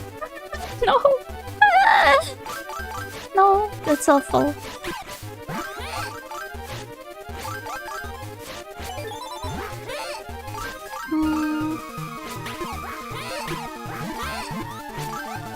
I ate a protein pudding right before the stream. And I didn't throw away the package. So now I can still smell the protein pudding and the remaining parts of it. And it drives me crazy.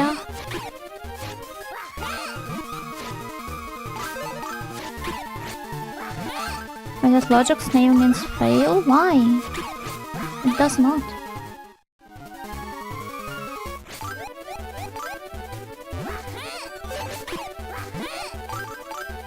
What?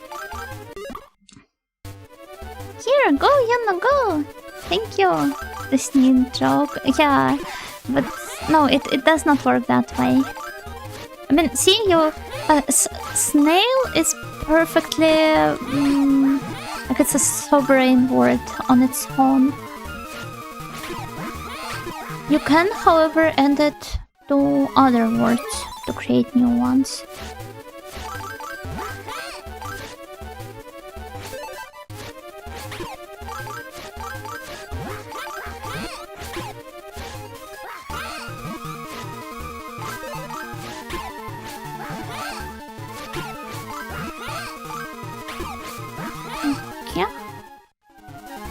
Simba go kigenyo, go kigenyo.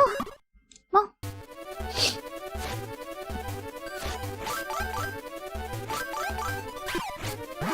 Let's go. Maybe this time. If you look at it like this, I'm kind of like the protagonist of the first Disgaea. What? It scared me. I forgot I could throw them. Because I also gave myself a promise that I can break now.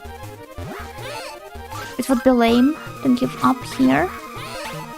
Which is why I'm not.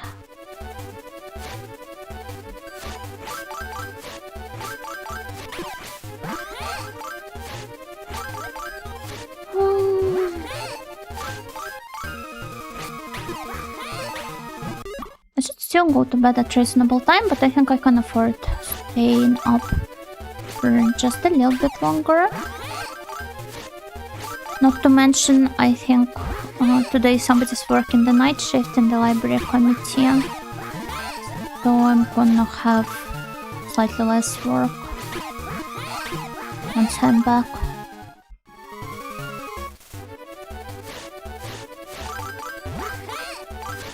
Okay.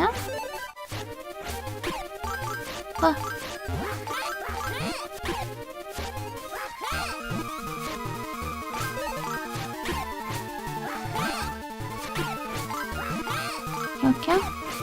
That's fine, that's fine.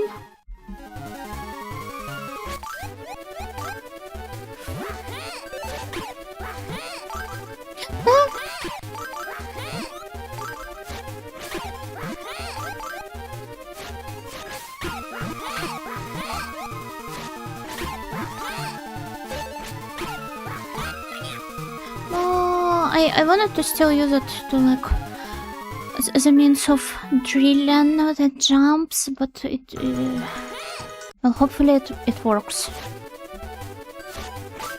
Hopefully I'm still passively remembering some stuff in the background.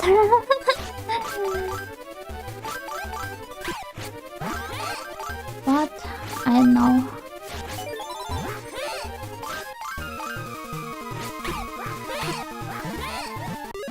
I've also been thinking about like what other games to pick up next, because even though we aren't anywhere close to finishing Klonoa right now, we will at some point. So I've been wondering about maybe like doing kind of like a poll this time. Figure out what the snails want to see. Oh, but instead of mentioning the games directly, I would use some descriptors for them. Because that would be more fun, I think. Like, I don't know, a dungeon crawling game or a game from my childhood. Or something else.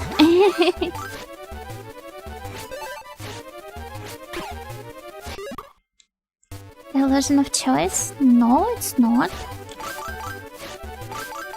The only thing is that I'm not sure how to organize it, because I would like all of the votes to be in one place, so that people don't get to vote, say, twice on the same platform.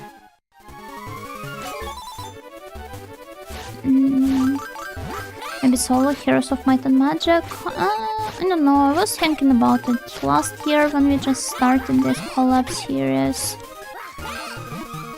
But I don't know.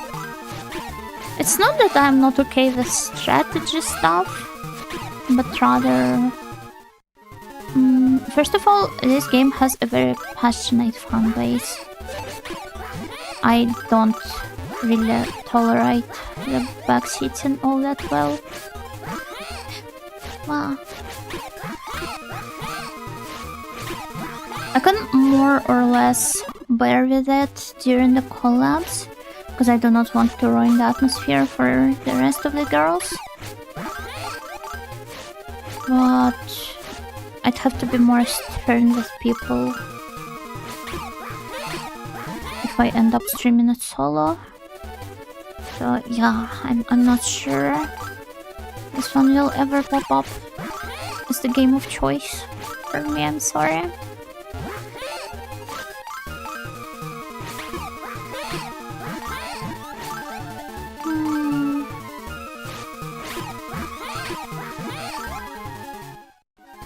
One game being streamed do you think would have the worst backseating, you know? Limbo's Company.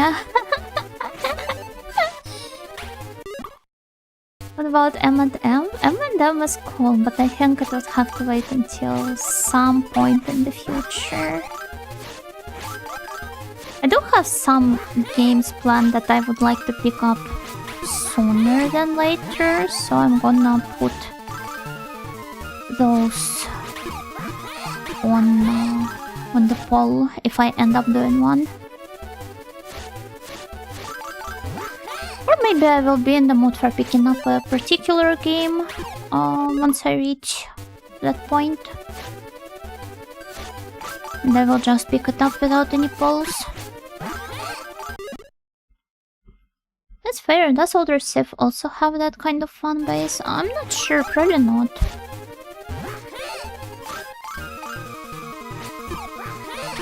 It's just that the fan base of Heroes happens to be specifically Eastern Europeans, and they are very opinionated. And also have vastly different internet culture, I think. So they... some... not all of them, but some of them just wouldn't know when to shut up.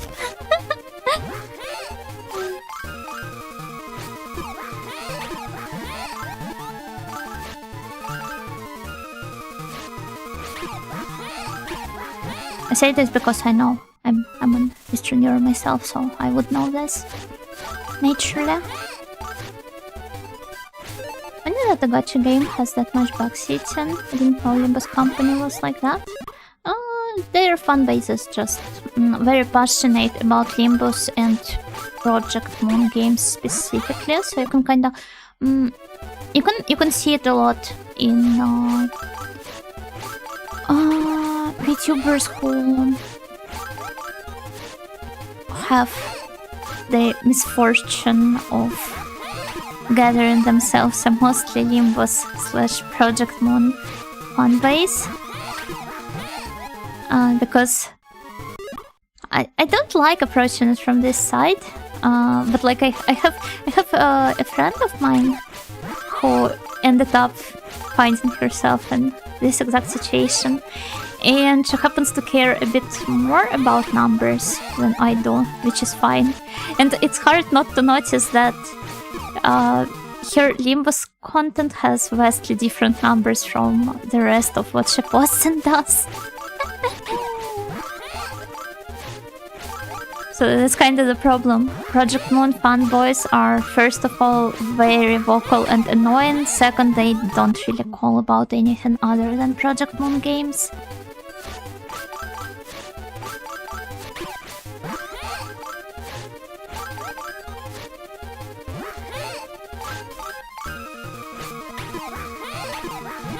Project Moon?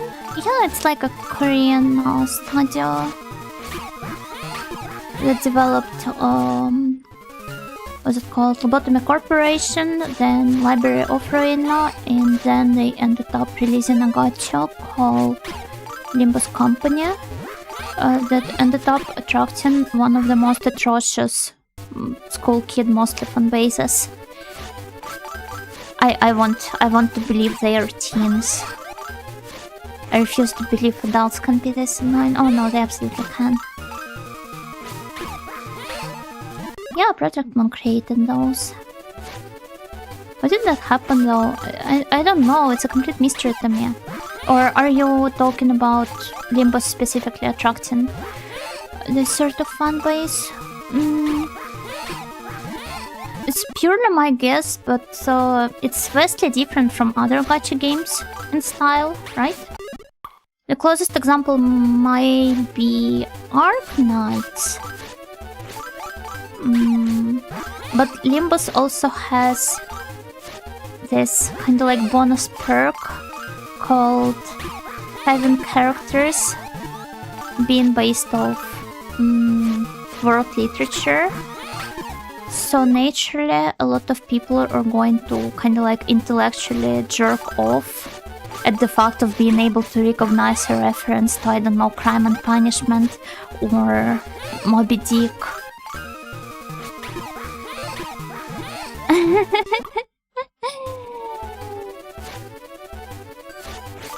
And even the most surface level references are enough for that.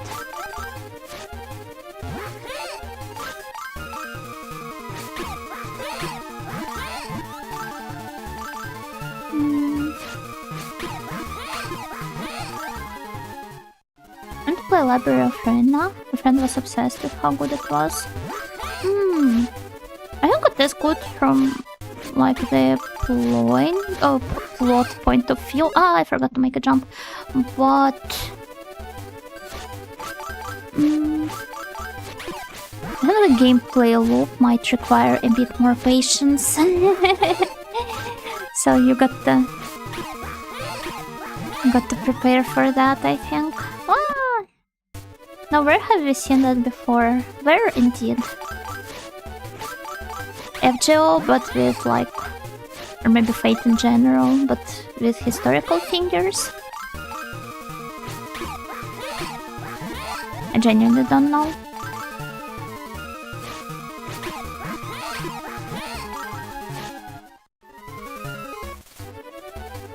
I think that the Lyresoft's What a Beautiful series have the potential of attracting this exact sort of audience.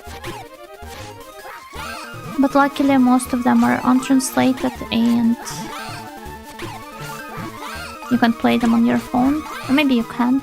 I know that people have been coming with the phone ports of some of the VN engines like Kirikiri.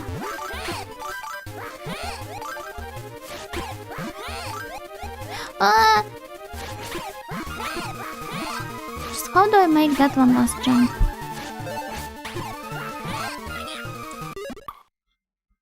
Whatever's going on in Bongo Stray Dogs. Yeah, Bongo Stray Dogs too.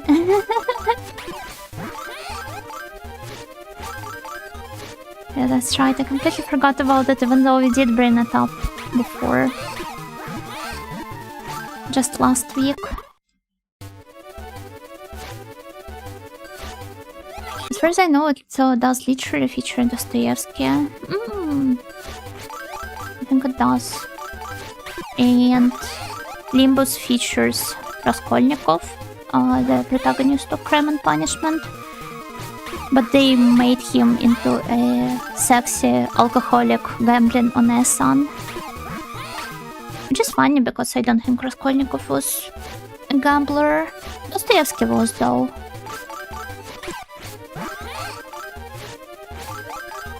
So they probably just kind of like imparted this trait of his into one of his characters.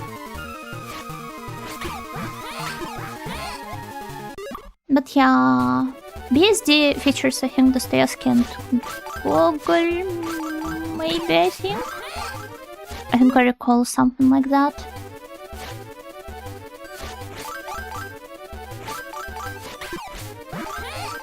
Google is so cool. I respect him for his fear of being buried alive. Only to allegedly end up being buried alive.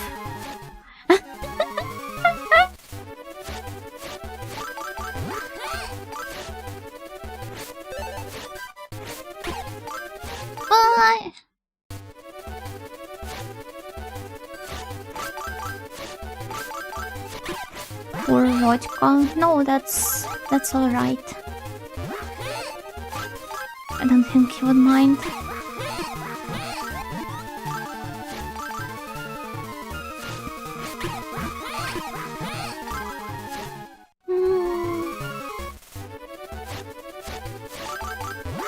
Okay, let's go, let's go.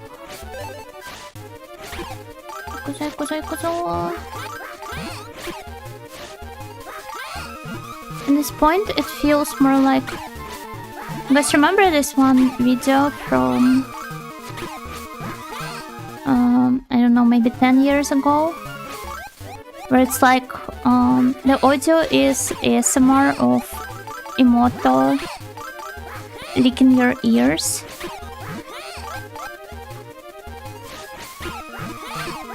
Wait.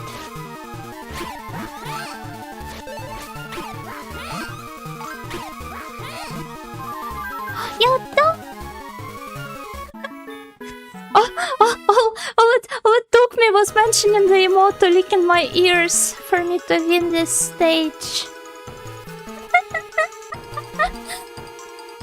Yatta. Okay. So yeah, do you guys remember this video where it was like an ASMR of Emoto licking your ears? But the video alongside it was some very poor gameplay of Angry Birds. And I don't know, whenever I ended up watching this video, like when somebody sent it to me, I was always so pissed off at how the person playing Angry Birds there, literally, they didn't care about winning at all. And now I am such a person myself. First try, yatta, yay! Also, PPA, thank you for spending your bits on gigantifying an emote. What?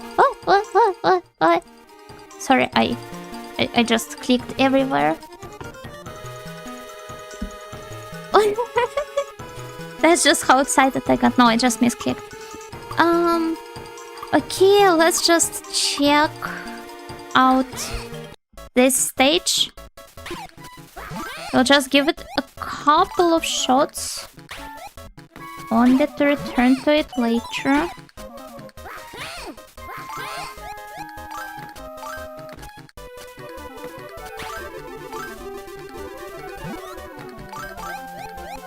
Wow.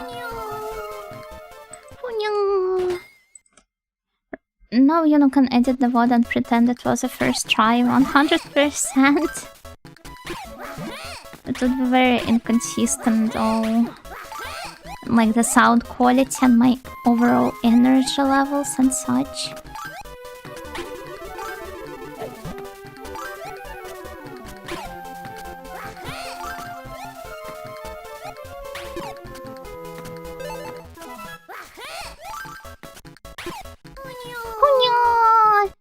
Congratulations, Yuno, your perseverance is incredible. Thank you, but it was just one stage. I could have probably done better.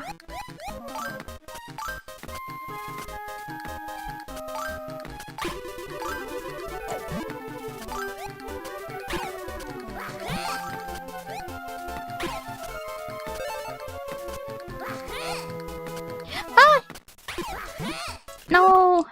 Retry. How late is it? I'm gonna give myself, I don't know, 5 more tries.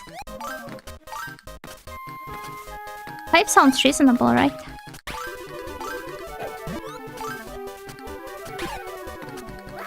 Should be just enough.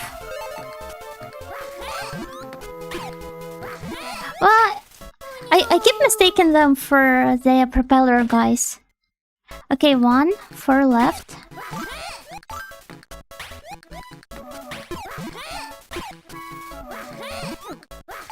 I don't know what was possibly going on there.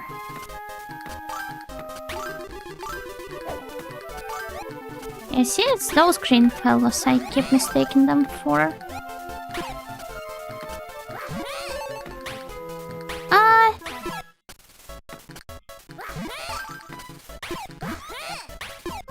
Oh no! Okay, 3 tries left. I don't know, this last portion of the run was pretty messy, I dare say.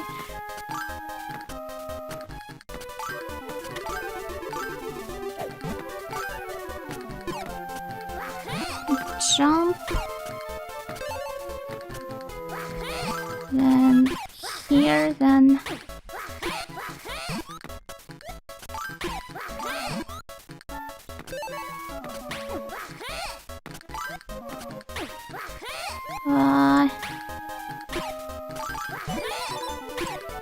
I got baited! 35. Is that it? Did I gather all of...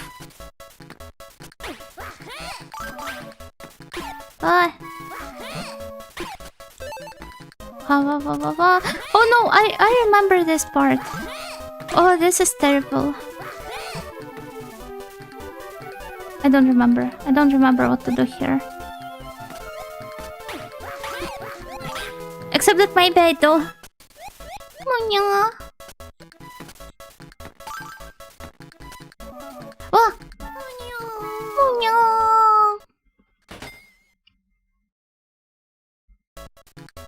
On the brighter side, see? It lets me restart from the beginning of the segment. Here, I think I'm going to utilize it, because in the previous stage, even if I killed myself, the game would make me restart from scratch. So this was clearly not an intended behavior. Here it is.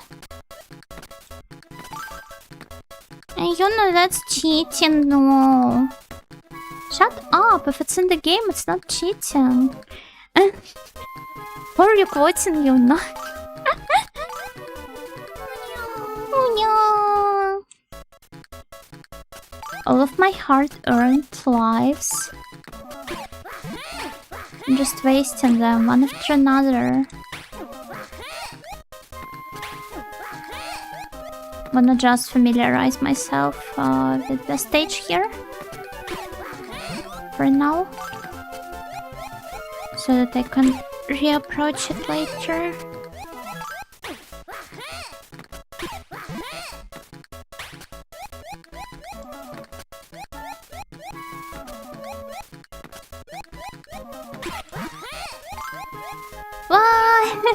Doesn't matter how much time it takes. It will always be first try on the VODs if you go to insert time here. Yeah, but that's not fair. I want the snails to see how, like, the entire path it took me to reach here. I'm kind of like I'm not. I'm not ashamed of my hard work. You see?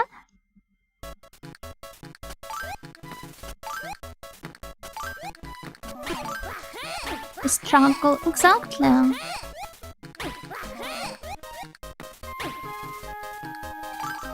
Why would I fear putting in effort?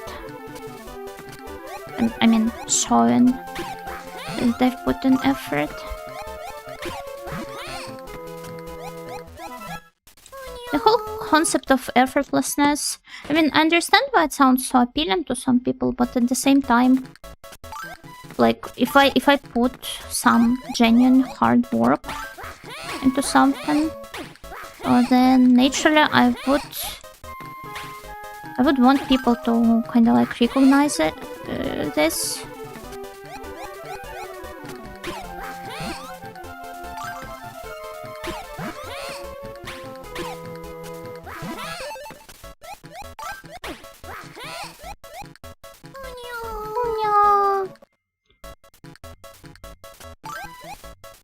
Well, let's just finish this stage already. And after that, I think I'll go to bed.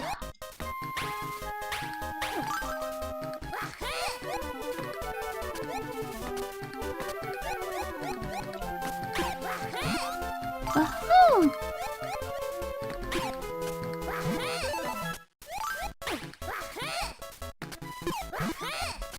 Okay, there we go.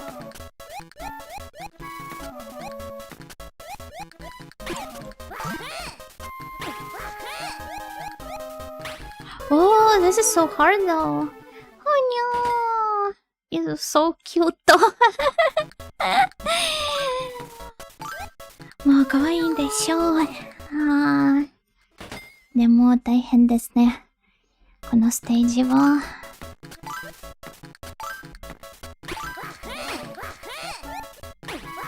にゃー。おにゃー。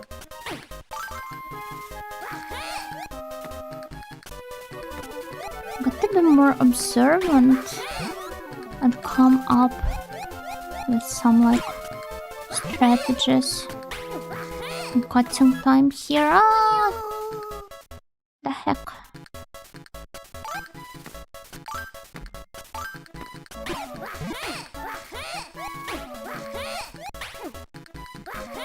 Well, that resonated with that probably the turn from first person POV instead of third. Resonate with what exactly? I'm sorry. I kinda lost the plot here. Why? Got to be faster, but how?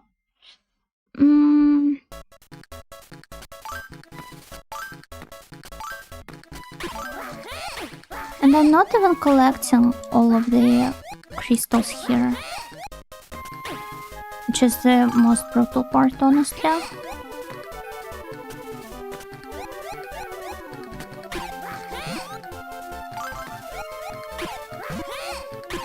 Like these two, how am I supposed to pick them up?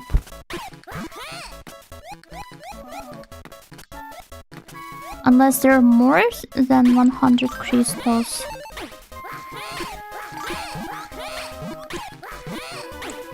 Scattered throughout the stage. Oh, the effortless work thing? Yeah, they care a bit too much about how they are perceived by others. Wow, 38 lives left.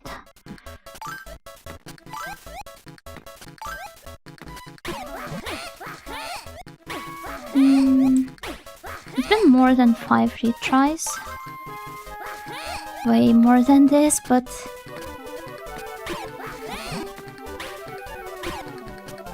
it's alright. Let's just focus on saving time for now.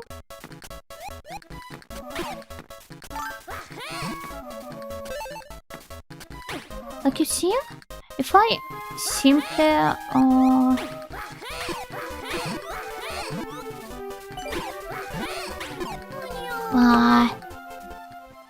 yeah, if I ignore all of the crystals, so then I can reach almost the end of the stage, I believe, more or less quick. But I'm supposed to somehow pick those up along the way.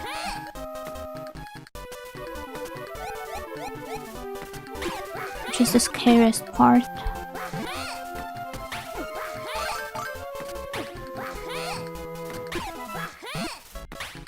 Do those have to be like those super precise jumps?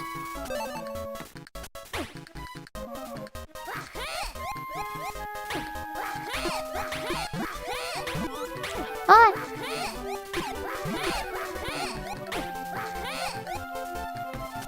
And there it is.